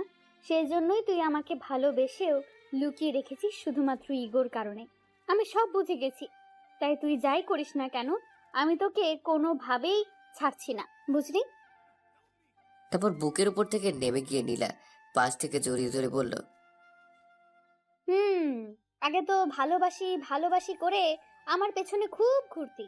আমি না হয় তখন বুঝতে পারিনি, তাই বলে তুইও বুঝবি না যে আমি কতটা ভালোবাসি? আমি শুধু চোখ বন্ধ করে সবকিছু শুনছি আর মনে মনে হাসছি। তখন নীলা আবার বলল, চিন্তা করিস না, আমিও খুব ভালো করে জানি কি করতে হবে। আজকে তো শুধু বিছানাতে শুইয়েছি, তোকে দিয়ে যদি ভালোবাসি কথাটা না বলাতে পারি তাহলে আমার নামও নীলা না। উম্মুয়া। এই বলে গালে একটা লম্বা কিস করলো। আমিও মনে মনে বললাম আমিও দেখবো। অতঃপর নীলা আমাকে জড়িয়ে ধরেই ঘুমিয়ে পড়ে। আমার খুব ইচ্ছে করছিল ওকে জড়িয়ে ধরে ঘুমাতে, কিন্তু সে ইচ্ছে দমিয়ে রেখে ঘুমিয়ে পড়লাম। লাবিব, আই লাবিব, ওঠ, ওঠ না। ঘুম ঘুম চোখে বললাম, কি হলো, ডাকছেন কেন? আমি ওয়াশরুমে যাব। তো জান না আমাকে কেন ডাকছেন, ঘুমাতে দেন তো। কিন্তু তুই যদি আমাকে এভাবে জড়িয়ে ধরে রাখিস আর যদি ছেড়ে না দিস তাহলে যাব কি করে বলতো? নীলার কথা শুনে খেয়াল হলো যে আমি নীলাকে জড়িয়ে ধরে শুয়ে আছি। সাথে সাথে ওকে ছেড়ে দিয়ে প্রায় লাফিয়ে পিছিয়ে গেলাম। আর এতটাই পিছিয়ে গেছি যে ধুপ করে খাট থেকে নিচে পড়ে গেলাম। আমি নিচে পড়ে যেতেই সাথে সাথে নীলা আমার দিকে এগিয়ে এলো আর আমাকে নিচে পড়ে যেতে দেখে সেই হৃদয় কারা মাতাল করা হাসিটা দিল। আহ, কতদিন এই হাসিটা শুনিনি। খাটের কিনারায় বসে নীলা হেসেই চলেছে। প্রথম প্রথম হাসিটা ভালো লাগছিল, কিন্তু যখন ননস্টপ হেসেই যাচ্ছে তখন গিয়ে আমার ইজ্জতে লাগলো। আমি উঠে দাঁড়িয়ে বললাম, এবার হাসার কি আছে, এটা জাস্ট একটা অ্যাক্সিডেন্ট ছিল। অ্যাক্সিডেন্ট? দেখুন, একদম হাসবেন না বলে দিলাম। কিন্তু নীলার এই হাসিটা থামছেই না। বিরক্ত লাগছে এখন হাসিটা। ধুর, এই বলে নিচে আসছিলাম, তখনই নীলা আমাকে পেছন থেকে এই শোনো বলে খাট থেকে উঠে নামতে যাচ্ছিল। তখনই ওর ওড়নার সাথে পা পেঁচিয়ে পড়ে যাচ্ছিল। তার আগেই আমি ধরে ফেলি ওকে। নীলা ভয় পেয়ে চোখ বন্ধ করে একটা চিৎকার দিল। তখন বুঝতে পেরে ও নিচে পড়ে যায়নি। তখন এক এক করে চোখ খুলে, কেন জানি না নীলার ভয় মিশ্রিত মুখটা খুব মায়াবে লাগছিল। আমি অপলক ওর দিকে তাকিয়ে রইলাম। শালা, ও আমার দিকে তাকিয়ে আছে। পরক্ষণে কিছু একটা শব্দে আমার হুঁশ ফেরে। সাথে সাথে নীলাকে নিচে নামিয়ে দিলাম। নীলা মনে হয় লজ্জা পেয়েছে এমন ঘটনাতে, তাই মাথা নিচু করে সোজা ওয়াশরুমে ছুটে যায়। আমি ওর এভাবে চলে যাওয়া দেখে একটা মুচকি হাসি দিয়ে আবার বিছানাতে শুয়ে ঘুমিয়ে পড়লাম। হঠাৎ করে চোখের মধ্যে পানি ছিটা পড়তে আবারও ঘুমটা ভেঙে যায়। আর চোখ খুলে সামনে তাকাতে আমার চক্ষু চরক গাছ। নীলা এখন আমার সামনে ভেজা চুলে শুধু শরীরে একটা তোয়ালে পেঁচিয়ে পেছন ফিরে দাঁড়িয়ে আছে। হঠাৎ এমন দৃশ্য দেখে আমি ভ্যাবাচাকা খেয়ে গেলাম, কিন্তু তারপর মুগ্ধ চোখে নীলার দিকে তাকিয়ে রইলাম। নীলা তোয়ালে খুলে শাড়ি পরতেছে। নীলা এখনো দেখেনি যে আমার ঘুম ভেঙে গেছে। আমি উঠে পড়েছি। নীলার শাড়ি পরা প্রায় শেষ। কাঁধের এক পাশে শাড়ির আঁচল ফেলে দিয়ে পিছন ঘুরতে আমাকে দেখে চমকে উঠে বলল, তুই কখন উঠলি? হঠাৎ করে নীলার এভাবে ঘুরে দাঁড়ানোতে আমি কিছুটা ভয় পেয়ে গেলাম। গলা দিয়ে কথা বের হচ্ছে না। কোন রকমে বলতে গেলাম, তাও তালগোল পাকিয়ে গেল। কখন উঠলাম? এই তো মাত্র। হ্যাঁ, এখনই উঠেছি। হুম আমি কথাটা বলে আর ওখানে বসে থাকলাম না, সোজা ওয়াশরুমে ঢুকে গেলাম। কারণ নীলার সামনে বেশিক্ষণ থাকলে ধরা পড়ে যেতে পারি। আসার সময় দেখতে পেলাম নীলা আমার এরকম অদ্ভুত আচরণে অবাক হয়ে তাকিয়েছিল। ওয়াশরুম থেকে ফ্রেশ হয়ে বের হতেই আর এক দফা চমকাতে হলো, কারণ দেখি নীলা দাঁড়িয়ে। কোনো কিছু বুঝে ওঠার আগেই নীলা বলল, কাকিমা ডেকে গিয়েছিল নিচে যেতে, জলদি চল। ও আচ্ছা, চলেন তাহলে। তারপর দুজন একসাথে নিচে এলাম। খাবার টেবিলে বসতেই মা নীলাকে জিজ্ঞেস করলো, এই নীলা, তোর কপালে কি হয়েছে রে? কাম সারছে রে। যদি জানতে পারে এটা আমার কাজ তাহলে তো। নীলা চুপ করে আছে, কি বলবে হয়তো তাই ভাবছে। বিপত্তি হলো নীলা আমার দিকে তাকিয়ে আছে এখন। তা দেখে মা বলল, কিরে লাবি, ওর কপালে কি হয়েছে? আমার গলাটা শুকিয়ে গেল, এখন আমি কি বলি? আরে নীলাও আমার দিকে তাকিয়ে আছে, এই নাকি সে আমাকে ভালোবাসে। কিছু একটা বলে দিলে তো হতো। আর কিছু ভেবে না পেয়ে আমতামতা করে আমাকে বললাম, আসলে আম্মু কালকে রাতে মানে। কিরে এমন করছিস কেন? ভালো করে বল। না, কিছু করার নেই আর। তাই যখনই বলতে গেলাম সত্য কথাটা, তার আগে নীলা বলে উঠল, আসলে কাকিমা, কাল রাতে আলমারি খুলতে গিয়ে দরজায় বাড়ি লেগে গেছে। তা একটু সাবধানে খুলতে পারতি তো, এত তাড়াহুড়ো করিস কেন? দেখলি তো কি হলো। হতবর মা সবাইকে খাবার দিয়ে দিল। হাফ ছেড়ে শাস্তিতে খাচ্ছিল। আর তখন আবার জেঠিমা বলে উঠল, কিরে নীলা, তোরা কি ঠিক করলি কোথায় ঘুরতে যাবি? নীলা বিন্দু মাত্র না ভেবে সোজা সাপটা উত্তর দিল, না আম্মু, আমরা কোথাও যাব না এখন। সে কি রে, কাল রাতেই তো বললি তুই কোথাও ঘুরতে যাবি আর সকালে আমাদের জানাবি। তার মানে লাবিব তোকে কিছু বলেছে? এই লাবিব, তুই ওকে কি কিছু বলেছিস? আমি কিছু বলার আগেই নীলা বলল, না না কাকিমা, ওরা আর কি বলবে, আমিই যাব না এখন। কেন ভালো লাগে না? সারাদিন কি শুধু ঘরে বসে থাকতেই ভালো লাগে? না আসলে মানে। নীলা যেন এর পরে আর কিছুই বলতে পারছিল না। ওই সময় নীলার মুখটা দেখে আমারই কেমন যেন লাগলো। তাই আমি বললাম, মা আমরা যাচ্ছি। আচ্ছা। আমার কথা শুনে নীলা আমার দিকে অবাক হয়ে তাকিয়ে থাকলো। তারপর খেয়ে নীলা উপরে চলে গেল। আমিও কিছুক্ষণ পর উপরে চলে এলাম। ঘরে আসতেই নীলা হাস্যজল মুখে এসে আমাকে জড়িয়ে ধরে বলল, আমি জানতাম, আমি ঠিক জানতাম যে তুইও আমাকে ভালোবাসিস। তুই আমাকে এভাবে দূরে সরিয়ে রাখতেই পারবি না। তারপর ছেড়ে দিয়ে গালে একটা কিস করে আবার জড়িয়ে ধরে বলল, I love you, I love you so much. আমি তখন নীলাকে ঠেলে দূরে সরিয়ে দিয়ে বললাম, আপনি ভুল ভাবছেন, আমি আপনাকে ভালোবাসি না, আর কখনো বাসবো না। নীলার মুখটা নিমিষেই কালো হয়ে গেল আর বলল, ভালো না বাসলে তুই আমার সাথে ঘুরতে যেতে রাজি হলি কেন? তারপর নীলা একটা হাসি দিয়ে বলল, তুই আমার সাথে মজা করছিস না? আমাকে ভয় পাওয়ানোর চেষ্টা করছিস, তাই না? দেখ, এরকম মজা একদম ভালো লাগে না। আমার কষ্ট হয় না বুঝি? কথাটা বলে আবারও হাসি মুখে আমাকে জড়িয়ে ধরে বলল, বাট আই লাভ ইউ। আর হ্যাঁ, ভবিষ্যতেও এরকম মজা আর আমার সাথে করবি না। এক মুহূর্তের জন্য তো আমার শ্বাসই বন্ধ হয়ে গিয়েছিল। নীলার এরকম আচরণে বেশ অবাক হলাম আমি। তারপর ওকে আবারও দূরে সরিয়ে দিয়ে বললাম, জি না, আমি কোনো মজা করছি না। আমি শুধু বাসার সকলের কথা ভেবে রাজি হয়েছি। তারা খুব আশা করেই পরিকল্পনা করেছে তাই। নীলার কোনো কথা বলল না। যা বলার ও চোখ বলে দিল। আমার দিকে অসহায়ভাবে তাকিয়ে থেকে ওর চোখ দিয়ে অঝোর ধারায় পানি পড়তে লাগলো। আমার ওকে দেখে খুবই মায়া হচ্ছিল, কিন্তু এত সহজে ওকে ক্ষমা করতে পারছি না। তাই রেডি হয়ে ঘর থেকে বের হওয়ার আগে ওকে বললাম, আর হ্যাঁ, আপনার পছন্দ অনুযায়ী একটা জায়গা সিলেক্ট করে রাখবেন। এই বলে আমি ভার্সিটির দিকে রওনা দিলাম। নীলা শুধু নিচের দিকে তাকিয়ে দাঁড়িয়ে দাঁড়িয়ে কাঁদছিল। আমার বাসায় ফিরতে প্রায় রাত হয়ে গেল, কারণ আজ একটা ফ্রেন্ডের বার্থডে ছিল। নীলা অনেকবার কল দিয়েছিল, ধরিনি। একের পর এক ফোন করেই যাচ্ছিল, তাই একবার ফোনটা তুলেছিলাম। তখন ও বলল, কখন আসবো? আমি বলেছি লেট হবে, বলেই ফোন কেটে দেয়। আমি বাসাতে এসে সোজা উপরে এলাম। দেখি নীলা বসে আছে আর আমাকে দেখে কাছে এসে বলল, এত দেরি কেন হলো? আপনাকে তো আমি কারণ বলেছিলাম ফোনে, তাহলে এই প্রশ্ন করার মানে কি? ও সরি, তুই ফ্রেশ হয়ে নে, আমি তোর জন্য খাবার আনছি। কথাটা বলেই বেরিয়ে গেল। বলতেও পারলাম না যে খেয়ে এসেছি। কিছুক্ষণ পর নীলা খাবার নিয়ে রুমে আসতেই বললাম, আমি খেয়ে এসেছি। কি? আমি তো। নীলা মন খারাপ করে খাবারের প্লেটটা নিয়ে চলে যাচ্ছিল। তখন আমি বললাম, আচ্ছা আপনি খেয়েছেন? সেটা জেনে তুই কি করবি? যেটা বলছি সেটার উত্তর দিন। না, কেন? আসলে আমি ভেবেছিলাম তুই আসলে একসাথে খাবো, কিন্তু তুই তো। ও আচ্ছা, আপনি তাহলে খেয়ে নেন। নীলা কিছু না বলে রুম থেকে বেরিয়ে গেল। কিছুক্ষণ বসে থাকার পর মনে হলো নীলাকে আদৌ খাবার খাবে। এভাবে আমিও ঘর থেকে বেরিয়ে খাবার টেবিলের কাছে আসলাম। তখন সেখানে বা আশেপাশে নীলাকে পেলাম না। তখন কি মনে করে ছাদে গেলাম? ধারণায় ঠিক, নীলা ছাদের এক কোণায় রেলিং ধরে দাঁড়িয়ে আছে। কাছে যেতে বুঝতে পারলাম কাঁদছে।